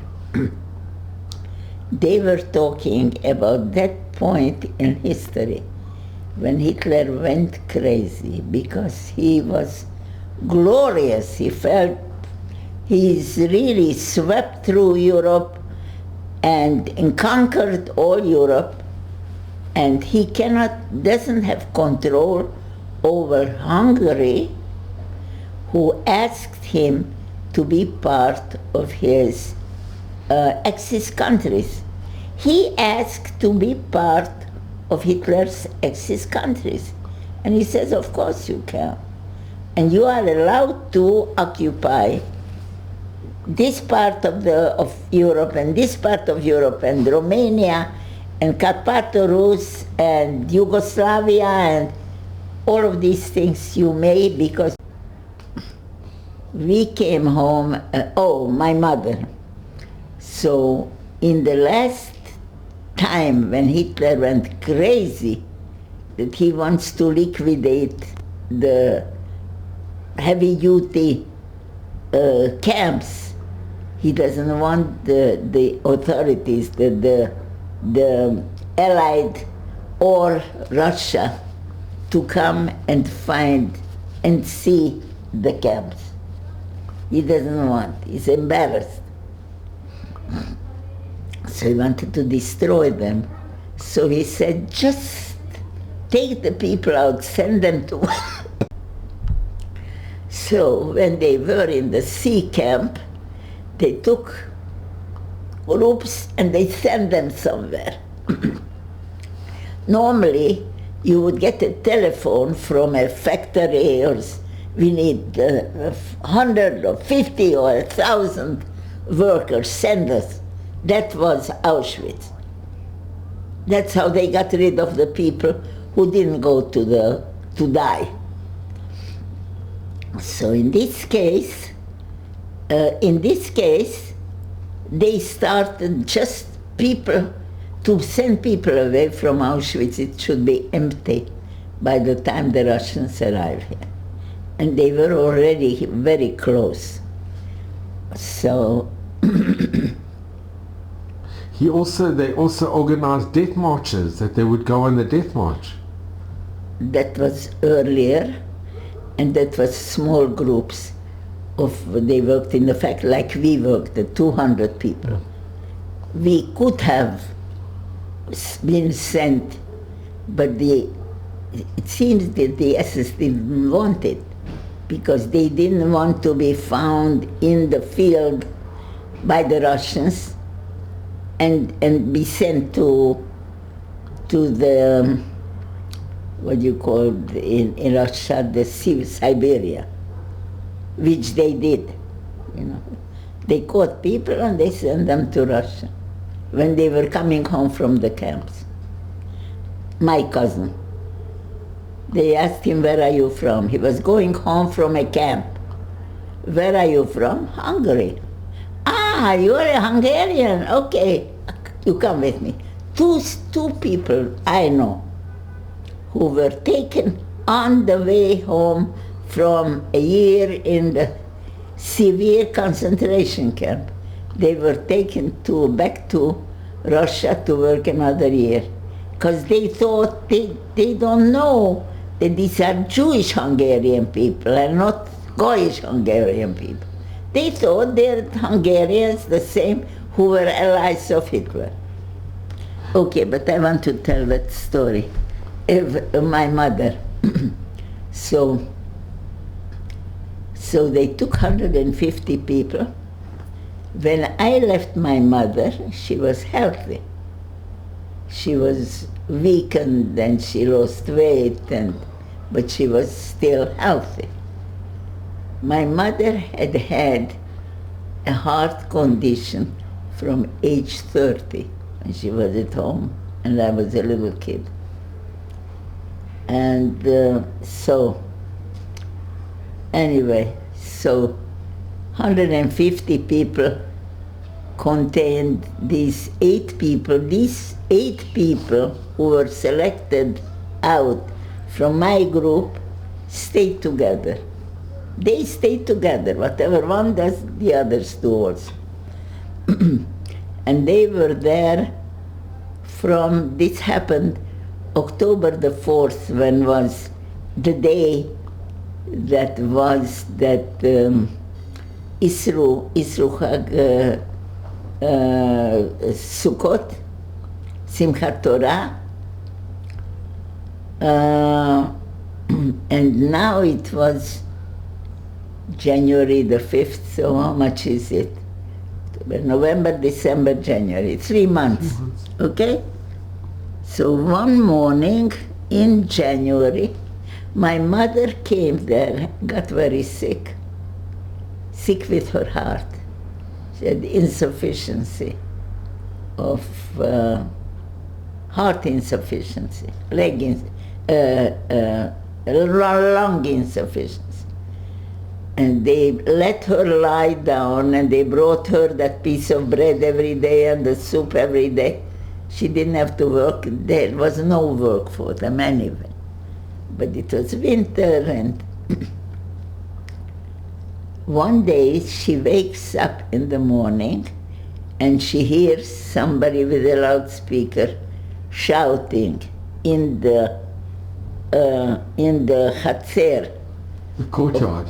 Courtyard, yes. We are leaving this camp.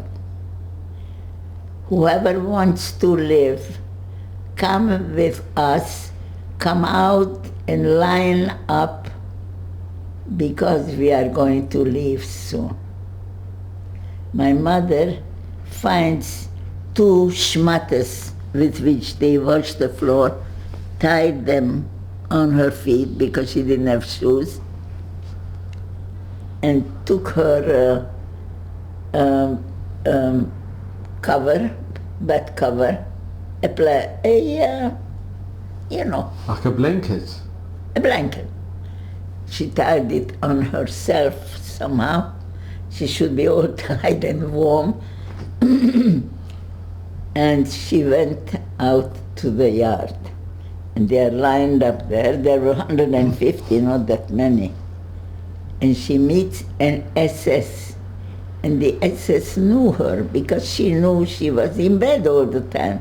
She was the bad one, the sick one. And she says in German to her, my mother spoke German well. And he says, "Where are you going?"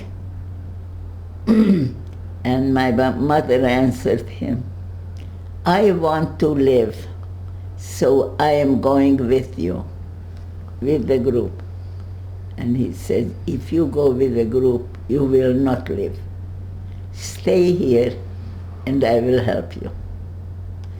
And my mother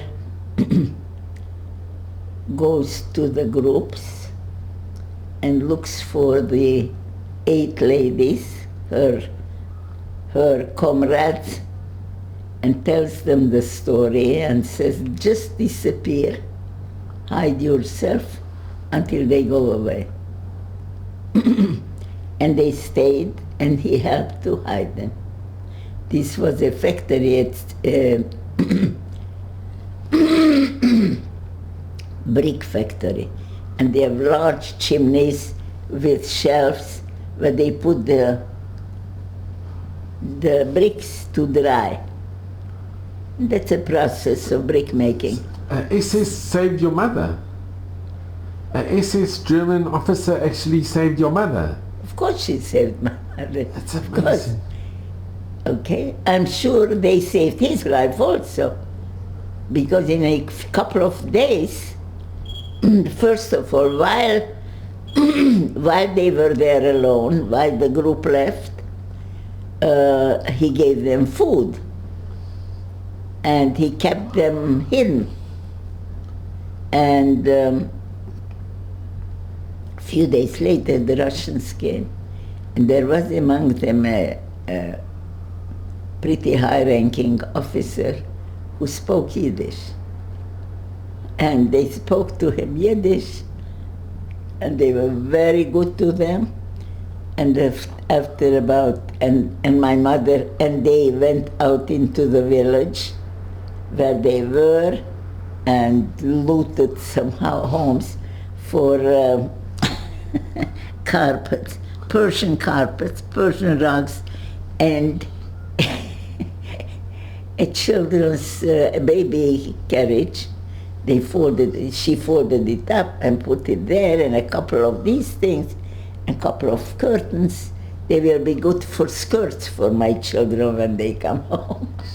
That was my mother. And the next day, the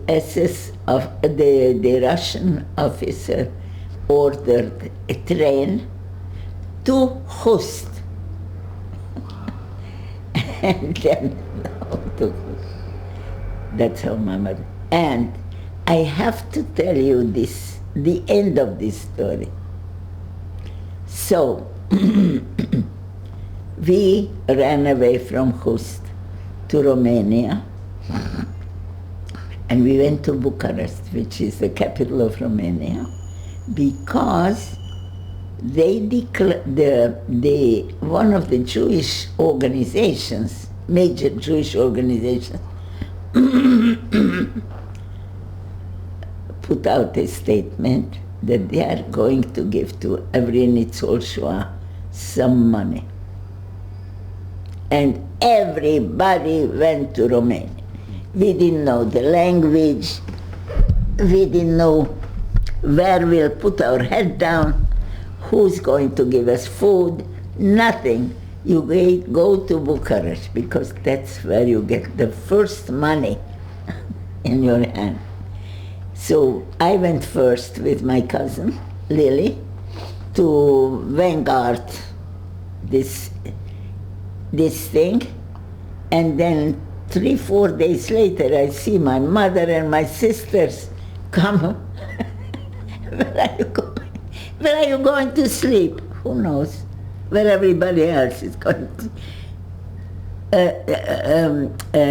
Train loads, full of trains, all came to Romania because they gave us, I don't know, my sister said $20. I think it's more close to say that $50 they gave us. It was a lot of money. It was money. We didn't have any other. Okay, so this was the height of the summer.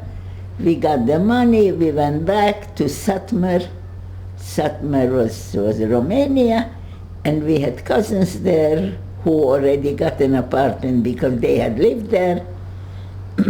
But we didn't have an apartment, and we didn't know where to stay for the holidays.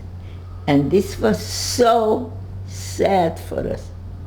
Rosh Hashanah came, and we didn't have where to stay. We wanted to go to shul. This is the first free holiday. No place. Until my cousins helped us find a job for my mother, which was a young couple who had escaped the Shoah with Goyish papers in Budapest, and they began immediately after the Russians came, October, November, around that time.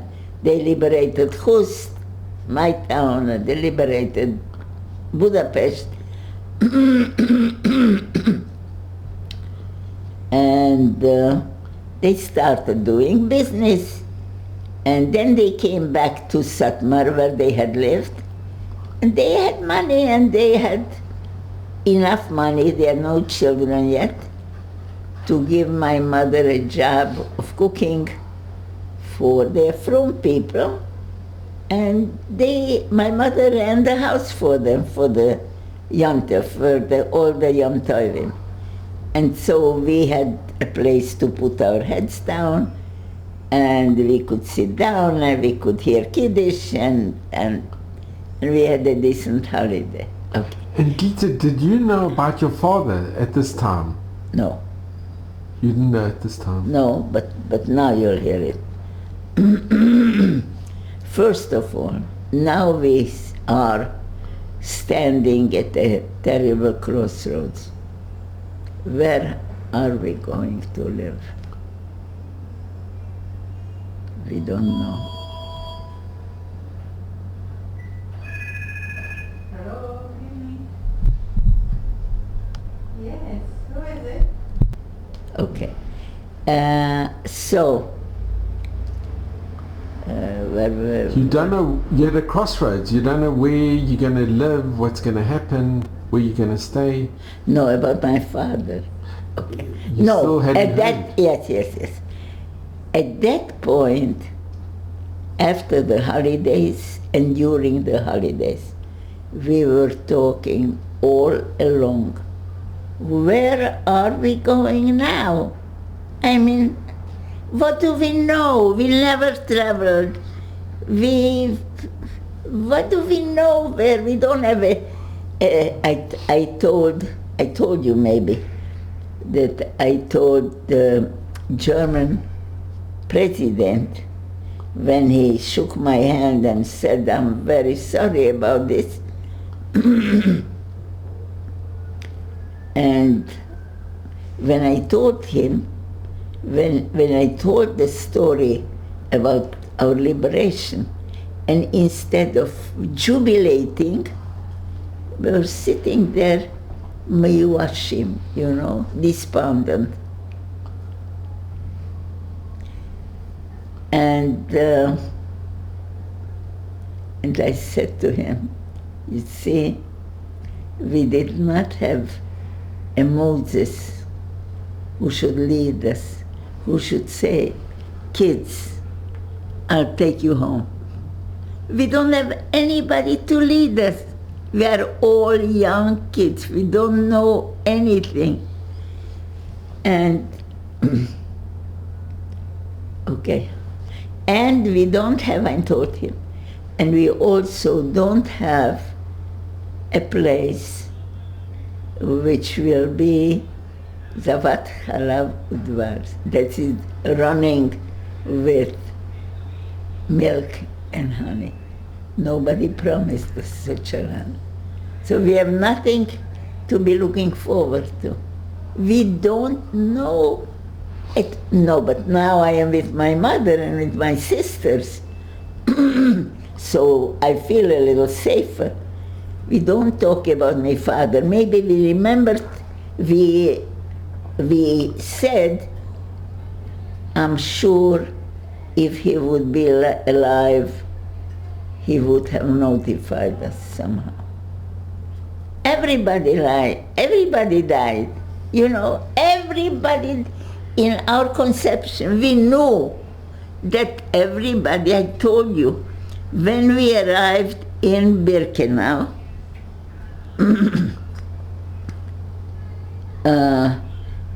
90% of every train load was taken straight to the gas chambers. 90%. Our train had about 2,500 people. Our train. 2,000 were killed the same day. A few were left as young women, maybe 150. Do you understand? 2,000 were taken away. Maybe we have 500 people. 500 to remain. The rest is all killed tonight. So out of the 500, there are the women.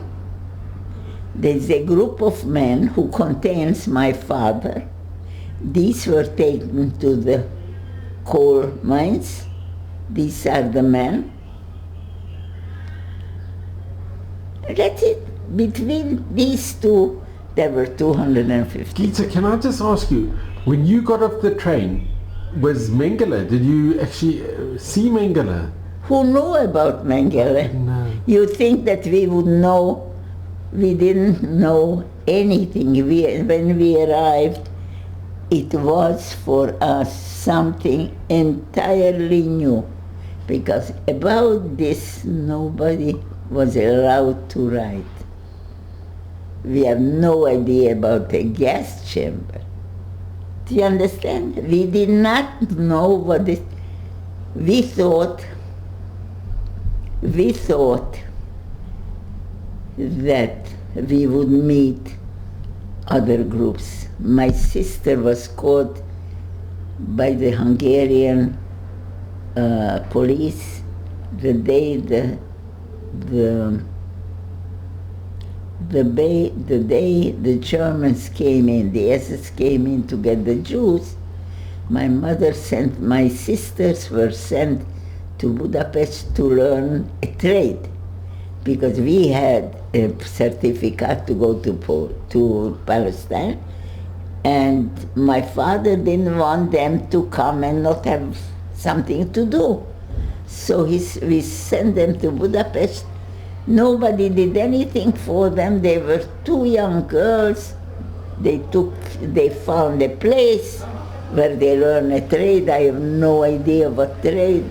And we never had a chance to talk to them. My sister Esther, went down my father sent, it was 3 weeks to Pesach. My father sent a telegram to the girls, come home for Pesach right away. And they answered, yes, we are coming. And Etu, my older sister, went down from the apartment where they lived to the railway station to ask whether all the railway schedules are running as normally, being as normal, or did they change everything? When she came down to the railway station, there were loads of people there, all Jews, Jewish men, Baker, who, when they lost their livelihood, everybody lost his livelihood. Do you understand? In the small cities. In small cities, there is nothing a Jew can do. There is no agriculture. Everybody has his little 2x2 plot where he grows his string beans or something, and then he brings it to the market to sell. I mean, there was nothing that our people could do there at that time. They went to Budapest. Whoever didn't have a big family went to Budapest. There you can buy yourself papers of a non-Jew, Catholic, like Christian papers. So now you are for sure more safe than you were in Hust. And and they find a job, because it's always in a big city you can find a job. And they came to the station to ask for the same thing. They want to go home for Pesach to the families. And the police knows that this will happen. And they come down to the place and they make everybody identify himself. Everybody's ID card had a J, which is Jewish, and or something as other to identify him. And then they took all of these people into a Hungarian concentration camp that was waiting for Hungarian Jews. It was an old prison that was sitting there waiting. And they took my sister and everybody, who's at that time maybe 21 years old, 23 years old. And a few years, and Artie, my other sister, who shared the room with her, with an old lady, waited for her to come back, but she didn't come back. So she opened the radio and she heard that something happened at the railway station, a raid. And she was very, very upset, Miss Kaina, because she knew that she should tell the parents, but she didn't want to tell them. So from then on, she did not send a telegram or write a letter or call. We didn't have telephones, so it's no point in calling. But we didn't hear from her until Pesach. And this was now less than 3 weeks. So let's say a week passed by. So it's only 2 weeks. Then it was 1 week. And Erev Pesach, we still didn't know about her. We got a letter from Etu. I told you about that. But she didn't write us to us. And it was very scary. And my parents were so, so sad. Okay? So that was about, but about when we came home, about my father, we thought maybe he's sick somewhere and he cannot communicate with us. But otherwise he would. But so we didn't talk about him. But somehow we felt he was strong, he was a strong person, and we knew when we arrived to Auschwitz that I figured out that he was being taken out to send to work with strong people. He was in the group of very strong people, and he was also.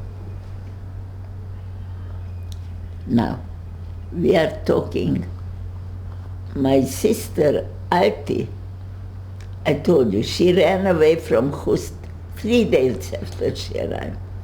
And she said, let's go to Germany. We'll be living among Jews. Only in Germany can you now, in Europe, can you live among Jews. Okay, so we are going to German DP camps. That's the best. So we go through Budapest, Prague, and then to Germany. We are in Budapest and we want to buy, my mother brought these things and they are with us. She sold it. She managed, I told you, some carpets and something that and she kept some of the things to make us skirts or dresses or something.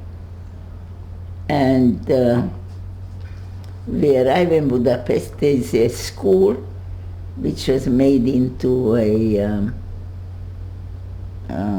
what do you call the people who, refugee camp. a big school, and everybody knew it. That was the center that we had to go to, because that was organized by one of the Jewish organizations. And we are supposed to go. We went to Budapest because they have a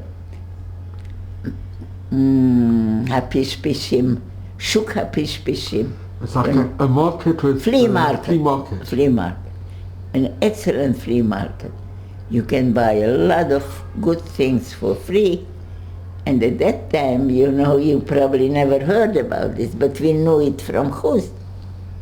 You can buy a coat, an old coat, and open all the seams, make it into pieces, turn it over, and you have a new, brand new kind of, and make a coat of it or a dress of it or something. So we'll buy.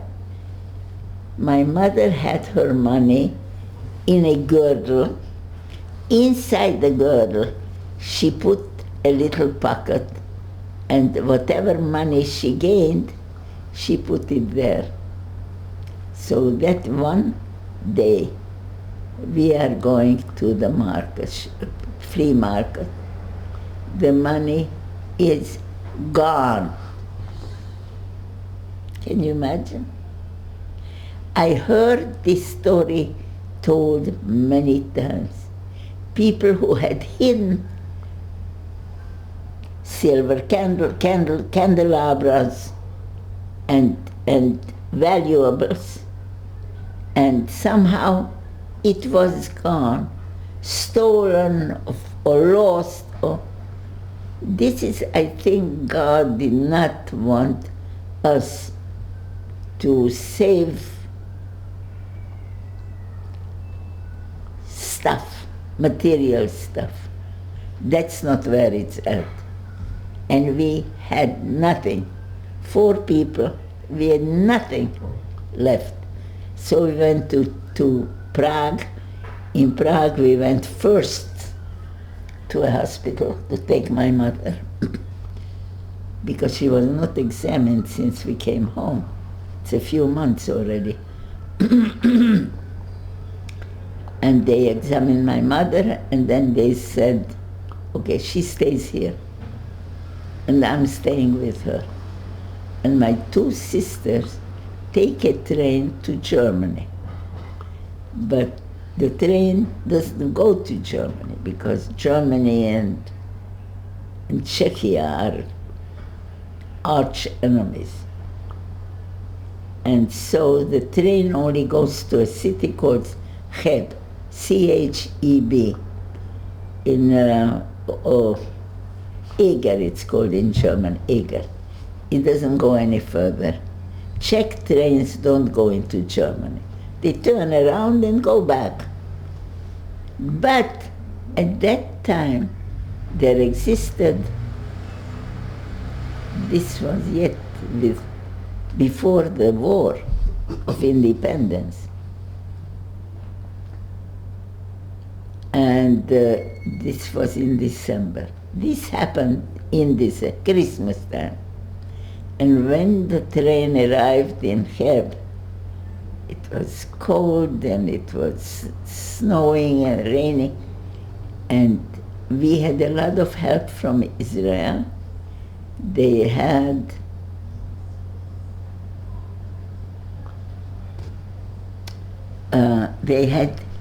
a group which was called Bricha. You heard about them? You heard about them? Bricha? Was that the to bring illegally into, to bring like refuge, to bring the... To escape. To escape. Yeah, Bricha is escape, and they would come from Israel and help people get into Germany from all over when they arrived at this point, because that's the way it worked. And the Bricha didn't arrive because it was bad weather, okay?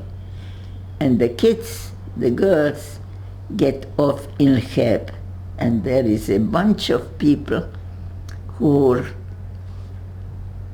waiting for the train. For anybody? No, for nobody in particular. They are waiting for anyone who arrives, if they are especially Holocaust survivors. Among them were people whom they started to talk in Hungarian immediately. They were from our area. And these people, they became our best friends, said, listen, where are you going? And they said, we were going to go to Germany. They said, don't go, stay here. This used to be the Sudeten. Oh, Sudetenland. Sudetengebiet, and the Germans were chased out, and so you have apartments for very cheap. You can get a farm with animals if you are willing to take it for free. And this is a good place. People are good here, and they are Judenfreunde. And okay, so they said, come over and sleep over with us, and we'll talk in the morning. And they did, and they called us, and they said, we are staying here, and we found an apartment, a big, nice apartment. And so my mother and me are coming home, are coming to a place. And there was one man from a little town not far from ours. He owned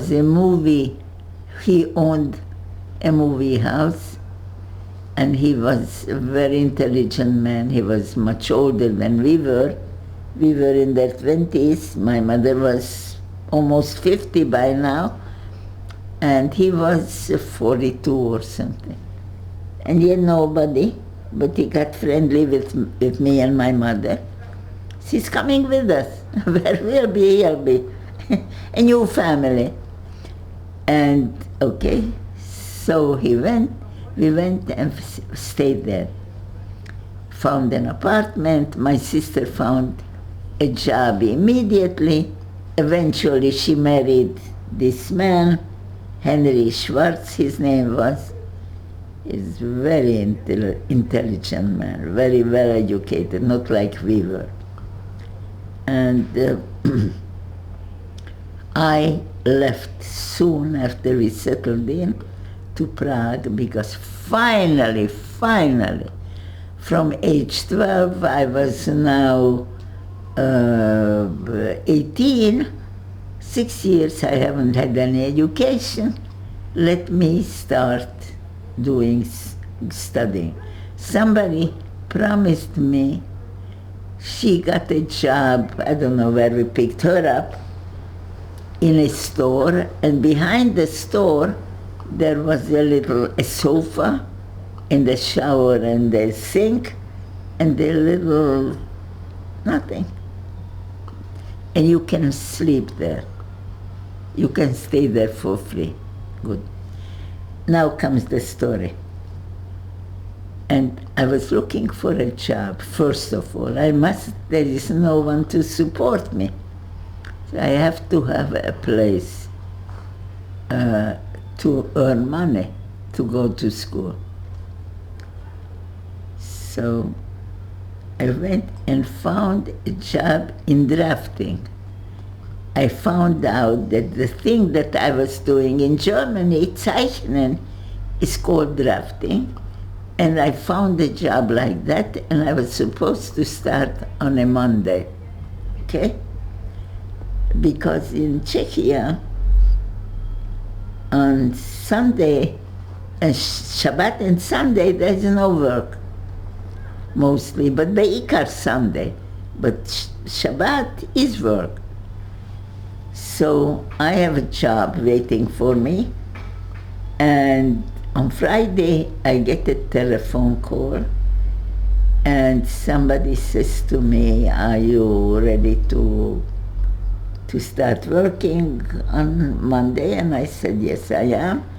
And then they say, would you mind coming in on Saturday to work because our telephonist, the telephone girl, is not well, and we need somebody to answer telephone. And I said, no, I'm sorry, I cannot. But why not? It's not work, just sitting on the phone and answering phone. Sorry, I cannot. Is there a reason for it? I said, yes. So what is it? I said, you wouldn't understand it anyway.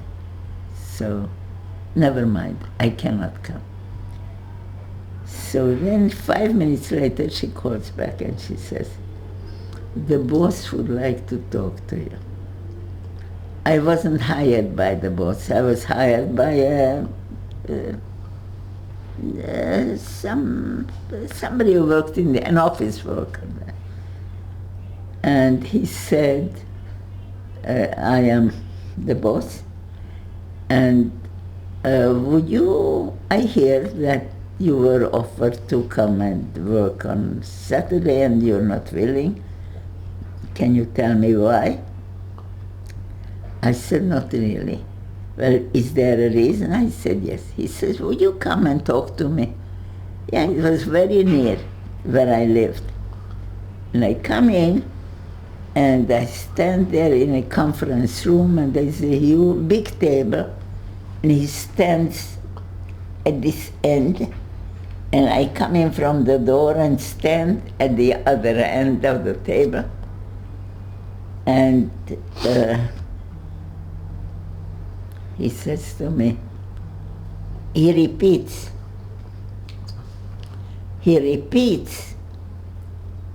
the girl's story, that we asked you to come and help us out because we really need somebody. I said, I'm sorry, but I cannot come. Well, why? I said, there is a reason, but you wouldn't understand it anyway. He says, try me. And I said to him, you see, we are Jews from Carpathia Rus, and we are religious people, and we are not allowed to work on the Sabbath. And it's quiet, and I'm very shy. I never talked to somebody like that. And I look, my eyes are down, and it's quiet, and I look at him, and I see he is crying. He's crying. Tears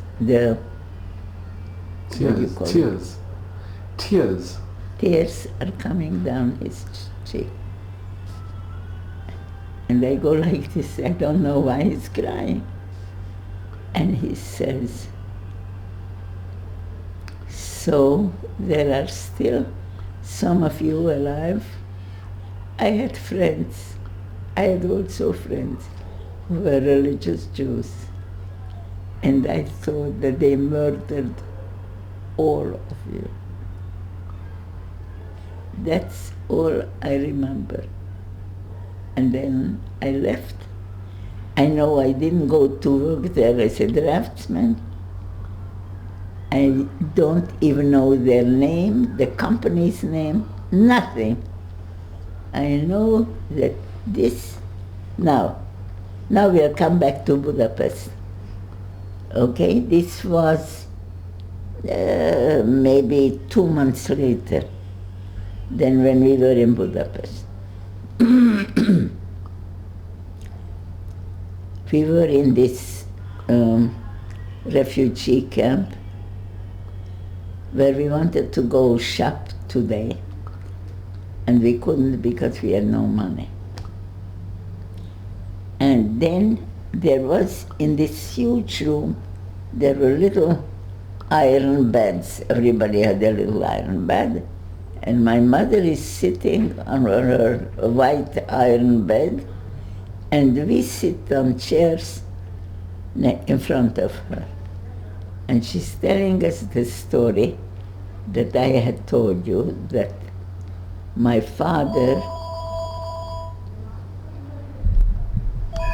coming. So my mother is telling me that she heard this story from this girl who stood with my father and talked to him, and he said to tell if there are any people left, any women left from Hust, go and tell them that today 200 Hungarian men came back from Buna Monovic. It's a place where there are coal mines. And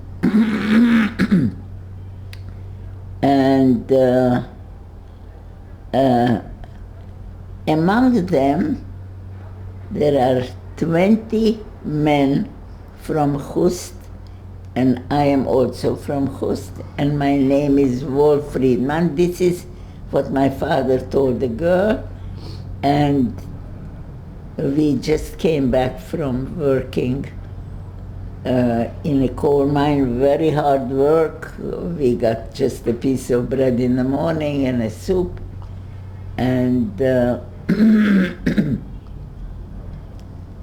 and tell them that tomorrow we won't be here anymore. And his face was black from coal. He didn't have where to wash. And his body, it was clear that he is like a skeleton, that he doesn't have anything on his body, no flesh. And my mother is telling us this story. And we are sitting there, and I'm not crying. And I said, what's the matter with me? I didn't love my father. I'm not sorry he died. And I look at my sisters the same. And I was ashamed. I was ashamed. And I started thinking from then on a lot. And I said to myself, in our tradition, when a person dies, chas v'chalila, in a family, then there is one person who dies, and a number of people, parents and brothers and sisters and children, who have to sit shiva and mourn. And there are many people who come to say Hamakom Yenachem. And here we are in a situation 6 million people died, and the people who survived are all mourners. Oh, yes, sitting Shiva. After the 6 million people who died, there were many who needed to sit Shiva, but did not sit Shiva. All the Nitzolei Shoah and others are sitting Shiva, and no one ever anywhere came and told us, I'm so sorry that this happened to you. It includes all the Goyim who lived with us, who were in Hus. No one came over to say, I'm so sorry that nothing happened to you. And I am saying, the man with the tears, he showed me that he cared, that it hurt him, that we were almost all murdered.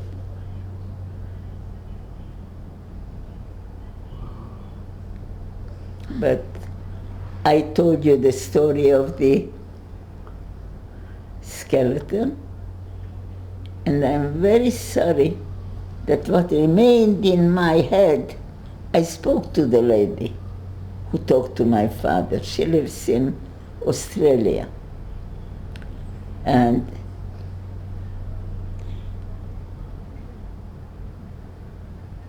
How did your father know that he was going to die the next day? That what? How did he know that he was going to die the next day? That he will be gone the next day, that he's going to die. How did he know? How did my father know that? He was going to die. Oh, by that time, the women didn't know anything. But the men knew everything. They knew about the chimneys. They and know about the gas chamber and the crematorium and everything. He knew. And he knew. He knew, and he knew that this was the sea camp. Men knew everything. They had much more access to information than we had. But this is it. This is it. Was terrible, terrible, terrible. That we couldn't even we couldn't even cry.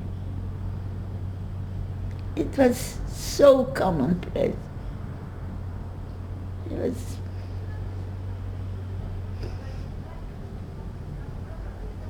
But Gita, I just want to mention, and I want to ask you, when did you decide to start speaking about what's happened to you? Oh, I didn't start. I didn't decide. I didn't make any decision. It was convenient for me not to speak when we lived for the 3 years in Czechia, because there's no one who was interested. It didn't do anything for me. I'll tell you. I worked for 7 years. I got a doctorate in psychology, and I couldn't get a job afterwards. It was very hard. It was a bad time, and we didn't get people who worked at the university. These groups, who are graduates of the university, and then they want to help their colleagues who are graduating now, and they try to find all kinds of ways to find jobs. And they realize there are no jobs for all kinds of graduates. Not only psychology graduates, others. It didn't. But then,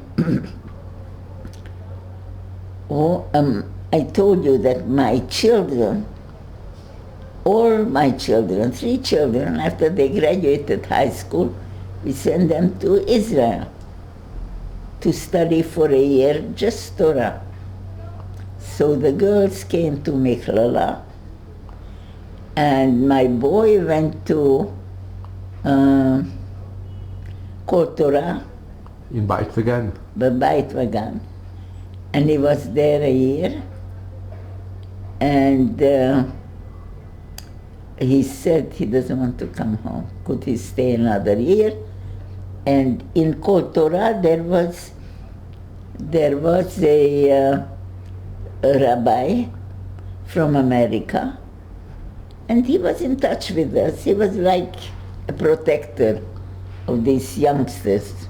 My son was 17 years old, and he told us he thinks it would be better if Zevi would go to a smaller yeshiva, not Kol Torah. It's a big yeshiva, he's still too young. And the small yeshiva he wanted to send him to was Rav Shlomo Zalman's son, Rav Shmuel Auerbach. So he went to Yesharich, and he's in the middle of town. And then he found a girl. Somebody shot him a girl, and he wrote to us, and so we came to be here to see the girl. And we saw him and saw the girl, and fine, and then we came on the holidays, and we prepared the wedding. And he had a beautiful wedding here, everything fine. And Zevi kept making shas. He made a siyum shas. Rav Shmuel Auerbach came to the simcha of the siyum shas. And he came to the wedding, and he was very protective of Zevi. Zevi stayed there for 3 years. And then the wife, Zevi's wife's father was a Rav. They are from France, but they went to live in Gateshead because he was a sort of, I don't know whether he was really about tshuva or what it was, but he had some kind of high degree in science, maybe a master's degree. But he left it and he went to study in Gateshead. And all the chicks, except for one daughter, the last one, every child was born in Gateshead. And they speak a very good English. And Zehu. Everything was fine, and we helped Zevi, Baruch Hashem. And my husband very much, he was a graduate of Technion, and he wanted Zevi to, the girls were also graduates of very good, very famous universities. And Zevi didn't want to, he wanted to stay here, and he wanted to learn and learn and learn and learn. And he learned from Mifal Shas. He immediately started learning for Dayanut. That's what he wanted to do. And I was fully behind it, because this was one school where they give him tests every month and every 3 months and every I don't know what, and comprehensive tests of everything that he learned. So we know that he's really learning this stuff. You know that Zevi, my son, did you ever meet him? You should. But he's a Dayan. He's a... Yes, but you should meet him. He's a lovely guy. I'm sure. And he is... okay. And he had a very good... He's Rav Usher Weiss, you know about him. Mm-hmm. He was in his Beis Din for many, until now. From then on, maybe 20 years. He was with him as second Dayan. There are 2 Dayanim. There is the chief Dayan and 2 Dayanim. And I always asked him, does Rav Usher Weiss allow you to express your opinion in a case? Total freedom, never withheld permission for them to express themselves. So he learned very good Dayanot. And now, I don't know, a few months ago, maybe half a year ago, rabbis left this Beis Din and made a different setup, because they are not, the Dayanim are not getting paid, Right. private Dayanim. Not the little ones, not the 2. Never got any pay. And he took over, Zevi took over as to be now the main Dayan, and he got another 2 with him, and he says it's going well, and he's getting people. He'll be known, because Zevi is very bright, Baruch Hashem, and they will get to know him, and they will see how good a mind he has, and how well he knows. He's well known. And you decided to come to Israel with your husband? No. My husband had to die for me to come to Israel. He had a relatively minor operation, And he fell into a coma during the operation. And he had a coma for 2.5 months, 2.5 weeks. And he died. And the kids came to me, to be with me. And they said, "You're coming to Israel?" And I said, "Of course." So we brought him here to be buried. We brought my mother here to be buried a few years earlier. And that was such a simcha for us. When we saw we were there. But when we were notified from the hospital, she was with a nurse that night. In the morning we were notified by the Hevra Kadisha. My mother died, and one of us said, maybe we should take her to Israel. And the two of the others jumped, of course, that's an idea.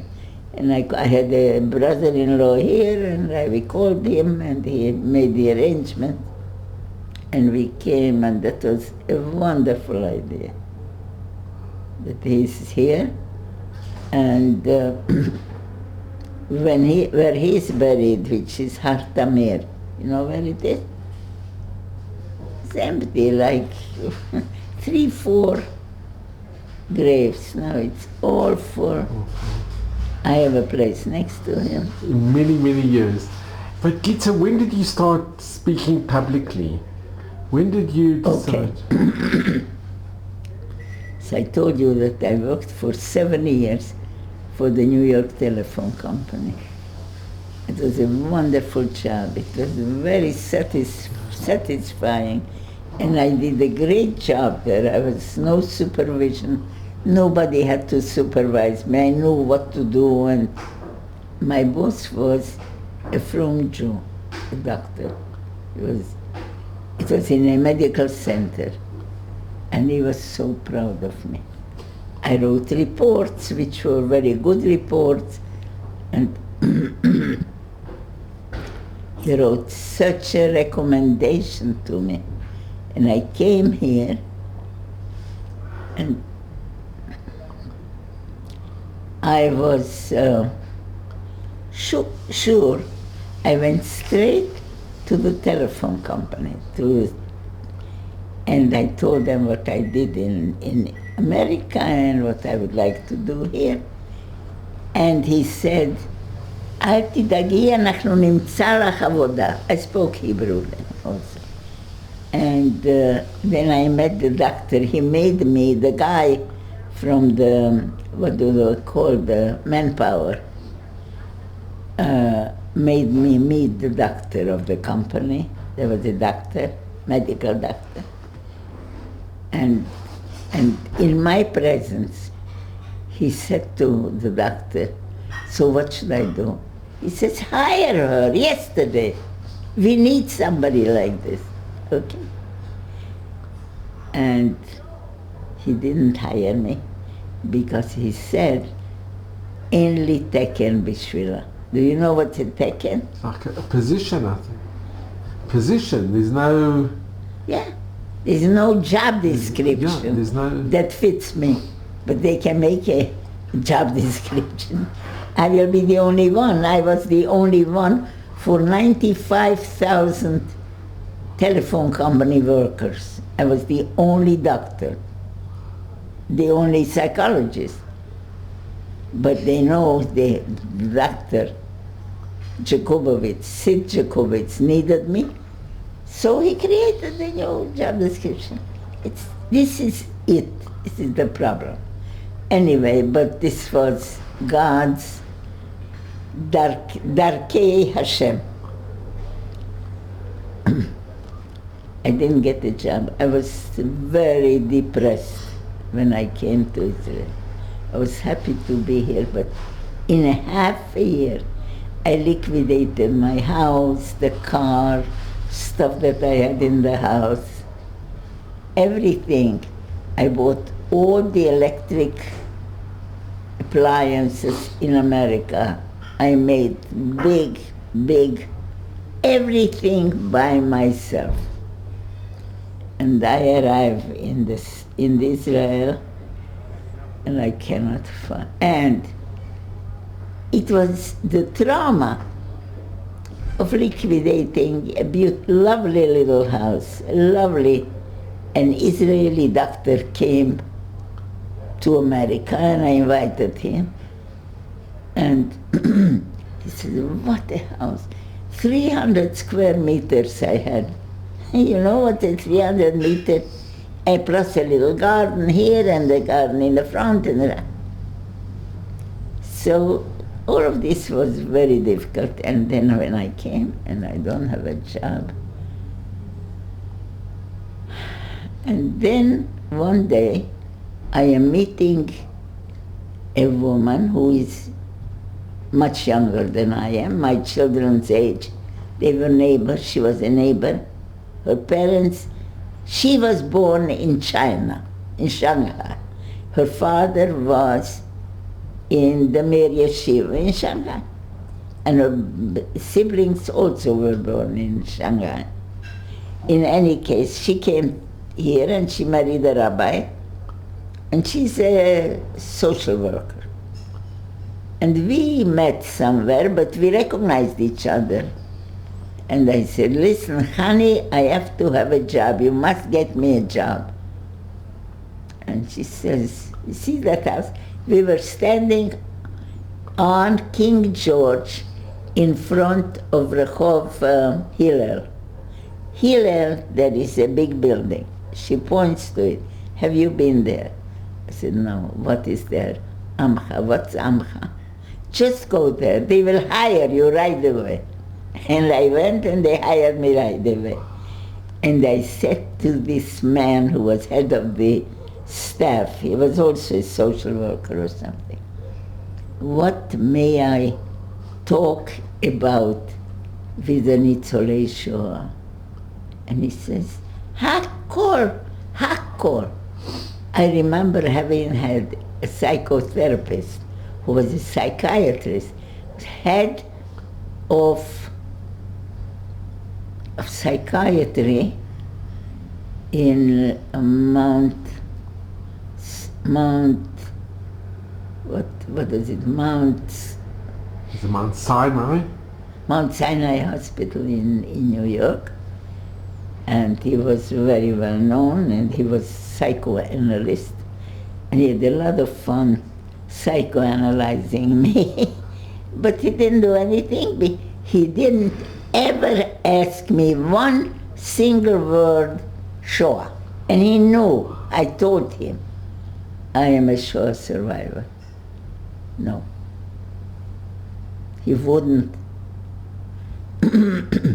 He once, during my seeing him, twice a week, he did psychoanalysis.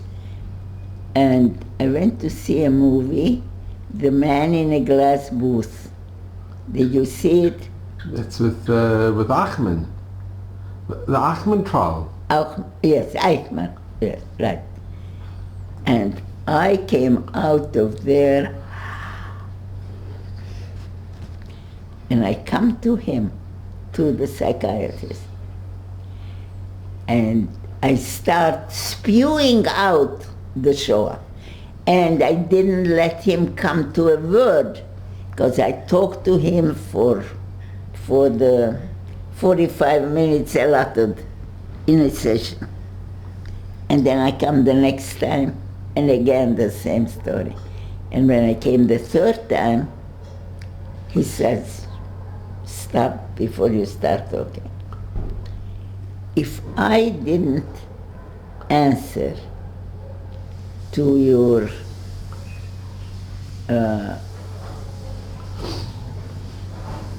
call for help, it isn't that I don't have what to say to you, but I felt for the sake of therapy, I should not talk to you about the show. And when I came and I was hired for Amcha, and I said what I may talk to them about, it was in response to that, I wanted to know whether I may speak about the Shoah with Shoah survivors. That was the greatest thing that I brought to Amcha. They feel I was their treasure. And because the minute I met somebody, I tell you one instance, this lady who wrote my book, okay? What's her name? Adler, Sabine Adler. When I met her, and I told her I'm working with Holocaust survivors, and I'm working with families, their families, the survivors themselves and their families. And she said, I can't believe it. I can't believe it. You rage and you start something new and da, da, da. I must see this. She came to Israel with her husband. And she came with me, and I had to clear it everywhere at Amcha and with the patients and with their families that I am bringing somebody to be part of a session. And I did get the permission. And she came in, and when we came into the old age home where the patient was, and because she had a personal trauma, and she didn't know how to get out of it. Her mother gave birth to 3 children, and she sent them all, this is Germans. These are Germans. She sent them all to orphanages, and 3 of them grew up in an orphanage. And she couldn't get her mother. She said, push the lady, probably. Not very smart. A simple lady. Simple lady, yes. And she could never confront her mother to say, how can you do that? So she said, I didn't know how to bring up children. She said, so why do you bring up 3? After the first one, you stop having children if you don't know how to bring them up. And you have to send them to, you know. So she had an extremely good, I have to finish reading this book.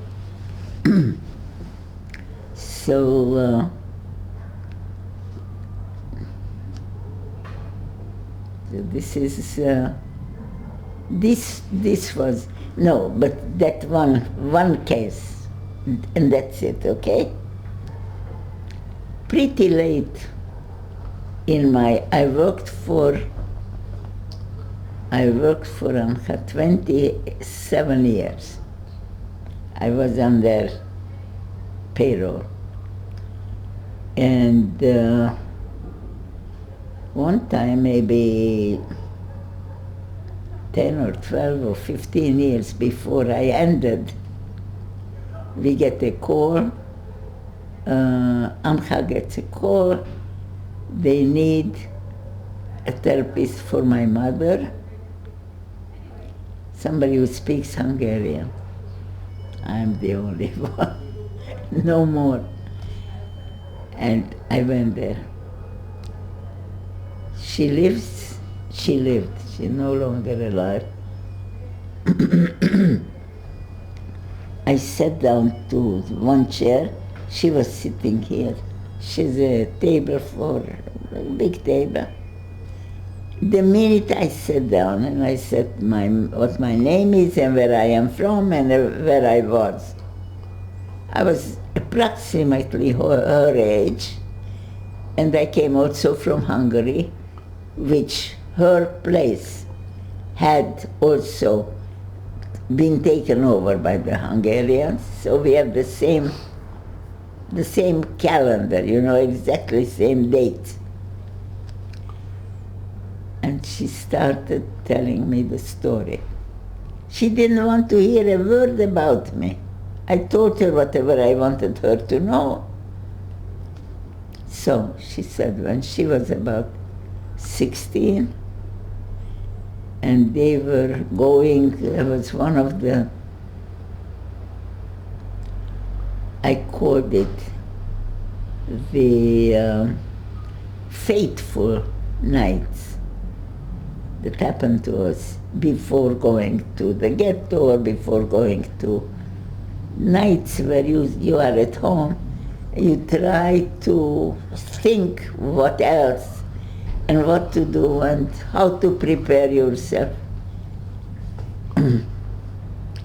And her little community of not too many Jews, they had that shtick. Every community, every Goyish community that processed us to go to Auschwitz had their own shticks. The shtick of this community was that they examined physically everybody who went on the train to look whether they are holding, whether they try to hide some valuables on their body. Okay? She's telling me this. And her mother stands behind her, and in the between the line that goes back, and the door that leads into the police where they're doing this shtick is a, what do you call it in Hebrew? Like a, they have in the streets when they put it down, when what do you call it? No, a wooden, a barzel. It's like a metal, a metal iron. A metal or iron. No, it's whatever they call in Hebrew, something to protect this one or this side, something. A barrier. Barrier, yes. So there was a barrier. So the mother is after the daughter, right? I'm talking about the woman, the lady. So her mother stands beside her, behind her. She comes forward. There stands here a policeman, and she says to him, "Please leave this child alone. She's so innocent. She's so naive. Don't leave her alone." And they didn't listen to her.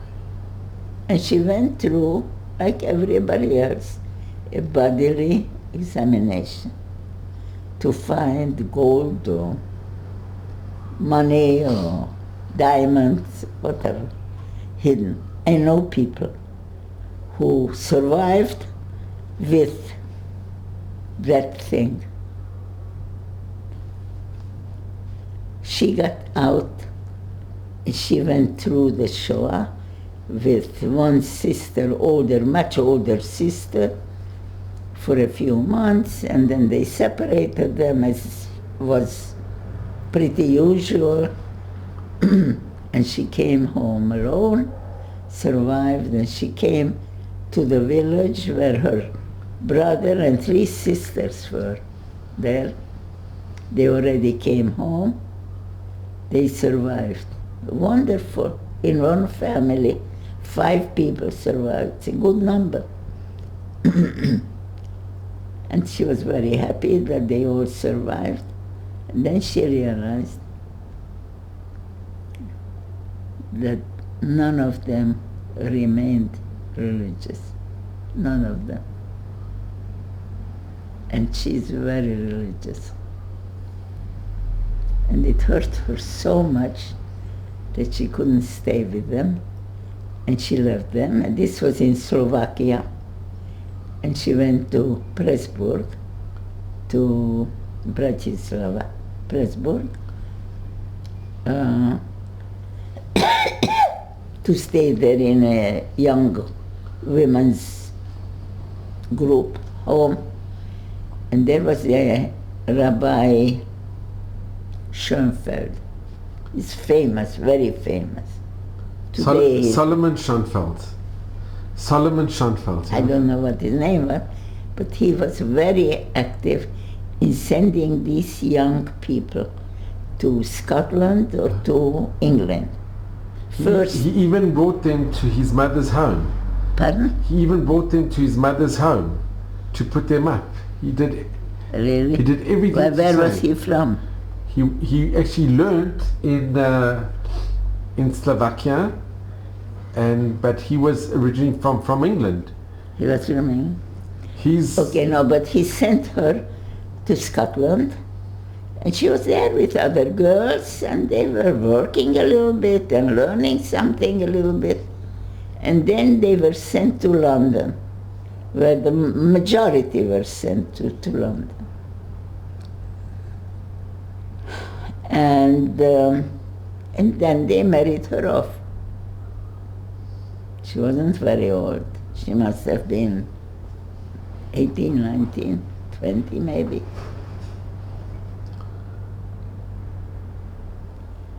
And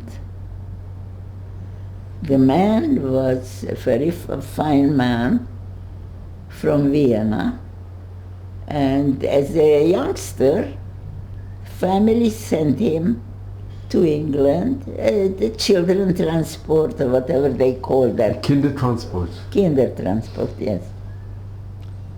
And so they got married, and it was a fine match. She was a very fine young lady. She read books, but she couldn't speak any other language than Yiddish, or not so well, Hungarian. He didn't speak any other language than German or English. That's what he spoke at home.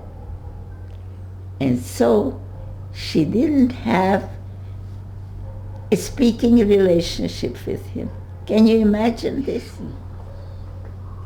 To explain to him that she has a trauma. He wouldn't understand. She couldn't explain it. He was also very shy, she should have gone through psychotherapy by a doctor who can explain to her what happened to her and what. So she finished telling me the story, and I heard. And then I said to her, okay, fine. Now I would like to see your whole family together. She gave birth to 5 sons and 1 daughter. And they were excellent children. I stayed with her over 10 years. Much over 10 years. I was like her mother and sisters and brothers all together, because I could understand her language. And I said, I would like to see your whole family. And they came here. And I have one of these artificial orchids were brought by them. And another flower, which was also brought by them. I think they must have been once or twice here.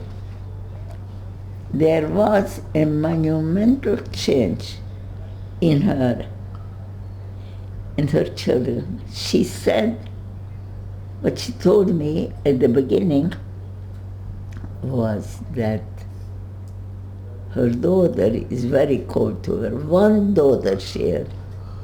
And they were all married, except for 1. They were all married.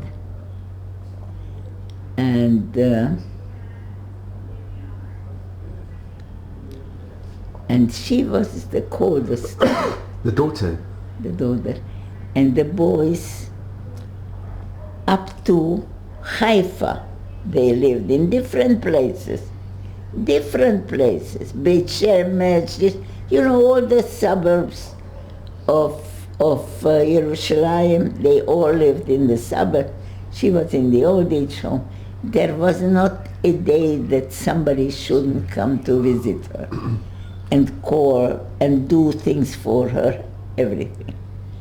But she said that from that day on that they were here talking, we didn't talk about the mother's problem. We did not talk about it. We just talk about lager and about your mother, the mother's situation. She talked about it and they lived. The daughter changed. And I was with her for over 10 years. And I was with her when her daughter would come every week, clean her closets, take out the winter things, went shopping with her, went out for a walk and took her to a conditorei, to a cafe to entertain her mother, and she was so good to her. And the children, and the grandchildren, and the great-grandchildren. She died not long ago, but they didn't let me know. I don't know why. Maybe it was during the... Corona. Yes. But this was, you know, this is the power of language. And nobody around her realized. She never spoke about this to the children. And the father was a wonderful person. Wonderful person. And he spoke to the children. He didn't know, and they didn't tell him, and catastrophe. But look what you did. Gita, look what you did. You saved the family. Well, Gita, I had a profession. Gita, I just want to thank you.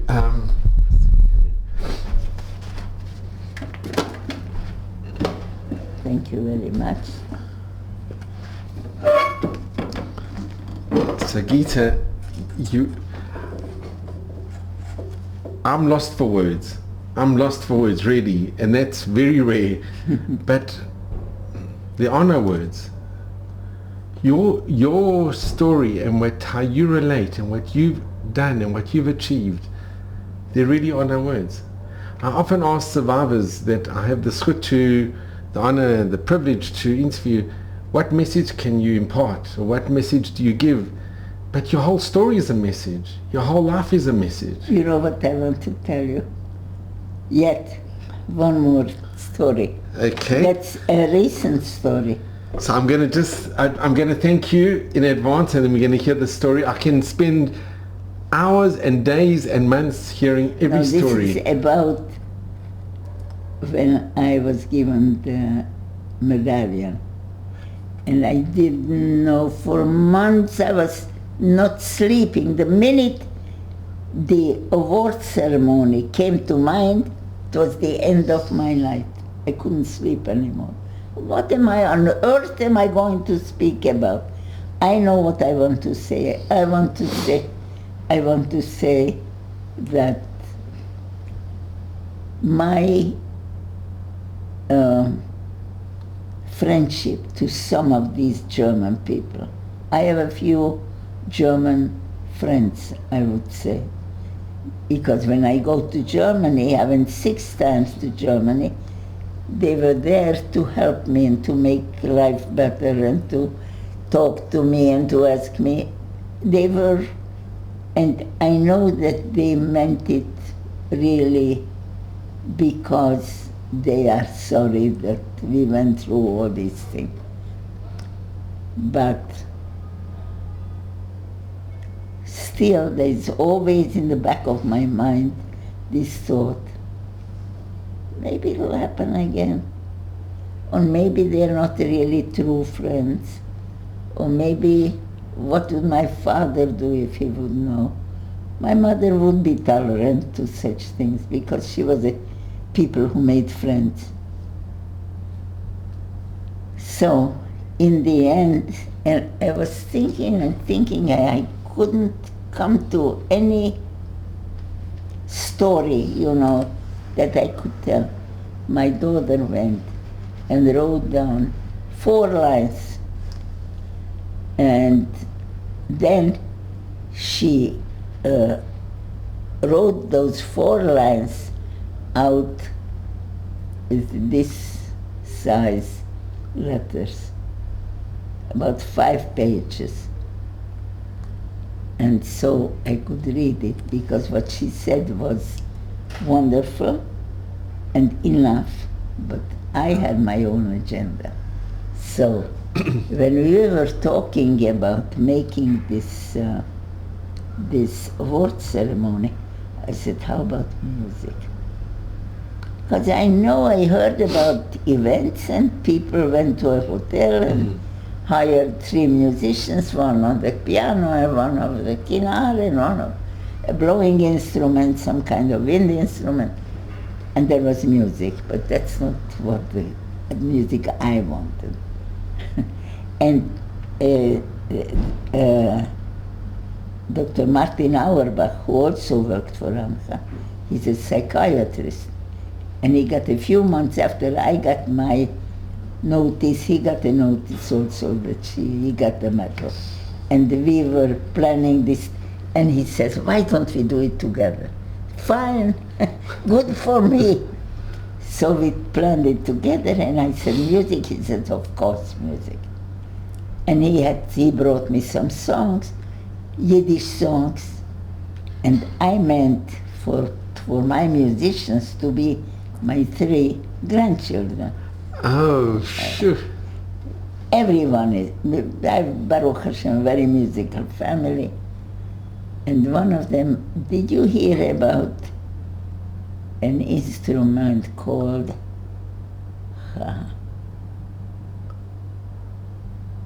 it's a Persian instrument. It's a big, fat glob of wood, and in the front it has a big neck on which there are It's a strings or text. strings, and he puts this thing on his knee, holds it here, he plays with his fingers on the strings, and he plays with what do you call this thing? It's like from the violin. It's the, No, yeah, but same as a violin. What do you call it? There's the instrument and there is the whatever. Anyway, he plays that. Comanche, it's called, this instrument. It's a beautiful, deep voices, very somber. And one of them is singing and playing the piano, but we didn't have a piano. He plays the guitar and he has a wonderful, strong voice. And I'll tell you what I said. So yeah, the first one was, of course, I thank the president for giving me this honor. And then I said something about how difficult it for me is to express this. And then I read what Yair said. Yair said, in the last, when she's a very practical thinking person, very logical thinking, and she wants everything to be logical and proper and appropriate. So she said, for the last 20 years, since I've come from the United States, the two things I was engaged most in was talking about the Shoah, and in all kinds of places. And also taking children, students and adults and the police and the the IDF. And here's a picture exactly of you You want to with take a picture girls. of it? This is a picture of you with the girls in Auschwitz. Yeah, of course. This is Birkenau. This is Birkenau. If you see this, you know, this picture is the Semmel Yeah, it's of Birkenau. And the train goes through here, this gate. But you took this group of girls. Pardon? This is one of the many groups that you've taken to Auschwitz-Birkenau. Well, somebody took it. This was a gift to me from one of the schools. This is from Ortora Stone. Ortora. And if anybody comes to Gita, to your home, you'll see from the IDF, you'll see from Yad Vashem, from all organizations thanking you for your... So let me tell you what I did. So I said this. I said that for the last 20 years I've been developing this speech, and it just has come. You learn it and you remember everything of it. And if you know you remember the facts, it's easy to go through it and talk about it. But that's not what I said. I said, so okay, and what did she say? I said when I stood before this paper, I said, I never once read a speech from a paper. So I just said it spontaneously. Came from the heart. Okay, so listen. So in the end, and I said, she said that I said it to remember all our dear ones who passed away in the Shoah. And then I said something about this skeleton that I saw in the room. I just said it to say that almost 80 years after, it still is so alive that it can cause me to really like grow shorashim in the ground. I cannot move because this reminded me of it. You know, that it's not forgettable, non-forgettable. And then I said, now let me change the topic. I said, in the 18th century of our era, there was a change.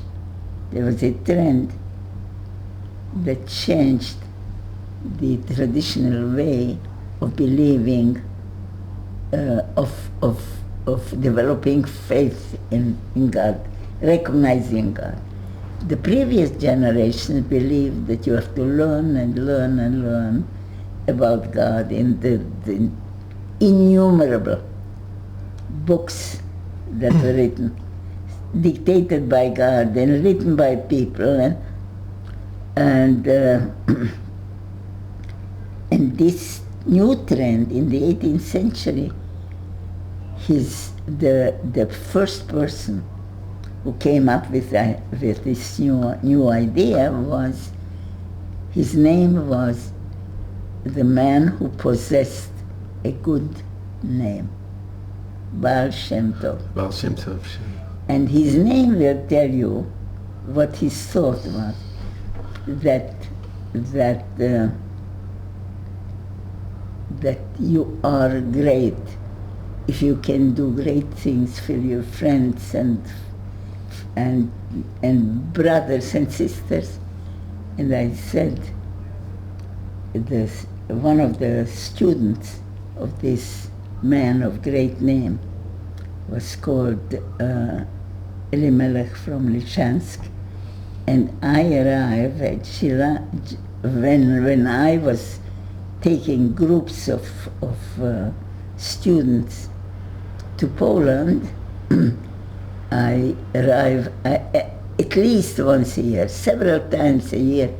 I came to Lychansk because we brought children, our students, our charges, to see the place. They come in, it's a village with them. I've been there. It's, they have the kever of Rav Elimelech Of Lychansk. course.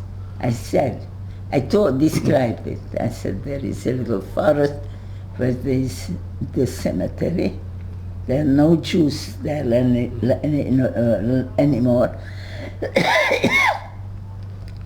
But it's a little house in the old cemetery. It is a little house, and in one of the rooms is the grave, and the kids come in and start dancing around the grave and singing. And on the wall, there's a song which, part of a prayer that this man, Raveli Melech Lizhansk, he composed the prayer and the song. And I want to tell you the English version of the text of this song, and then I want my musician to play it and sing it. And if anybody knows the song, they may hum along with him. And I said, it says, in the prayer says that God Almighty give me that I should not be jealous of others, and that others shouldn't be jealous of me. And Adrabah is even more so. Put it into our hearts. Put it into our hearts that we should see our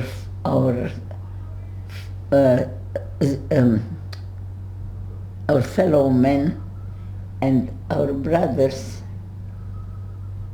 We should see them only in their virtues and not their vices. Only positive things should be. And okay. And now, please play it. He played on this thing. Yeah. There was another kid who had an electric piano, and he played it, and they sang it. It was very beautiful. And then I told them, give me room, a little space to finish my speech. And then I said, and the message to the world is that if every father and mother and every teacher would teach this to their children, it would be a different our world. world would be a different place, a better place. What a beautiful message, Gita. But you embody this message, Gita, you really do. This is who you are. Gita, you've touched so many people's lives. So many people's lives. Interesting that my daughter, Yael, was afraid that it would be mushy, it would be schmaltzy. No. And everybody who commented about my speech said that what I said in the end, that was the real message, not what was logical and... It encapsulates everything. Gita, it's unbelievable. And Gita, sure, this has been, just knowing you is the greatest honor. But Gita, I must just mention, we would always say Admei Vesrin, yes. But Admei Shmonim, till 180, in good health, in all of Hashem's blessings. Oh, and you must just continue, Gita. You are invaluable. There is no one like you.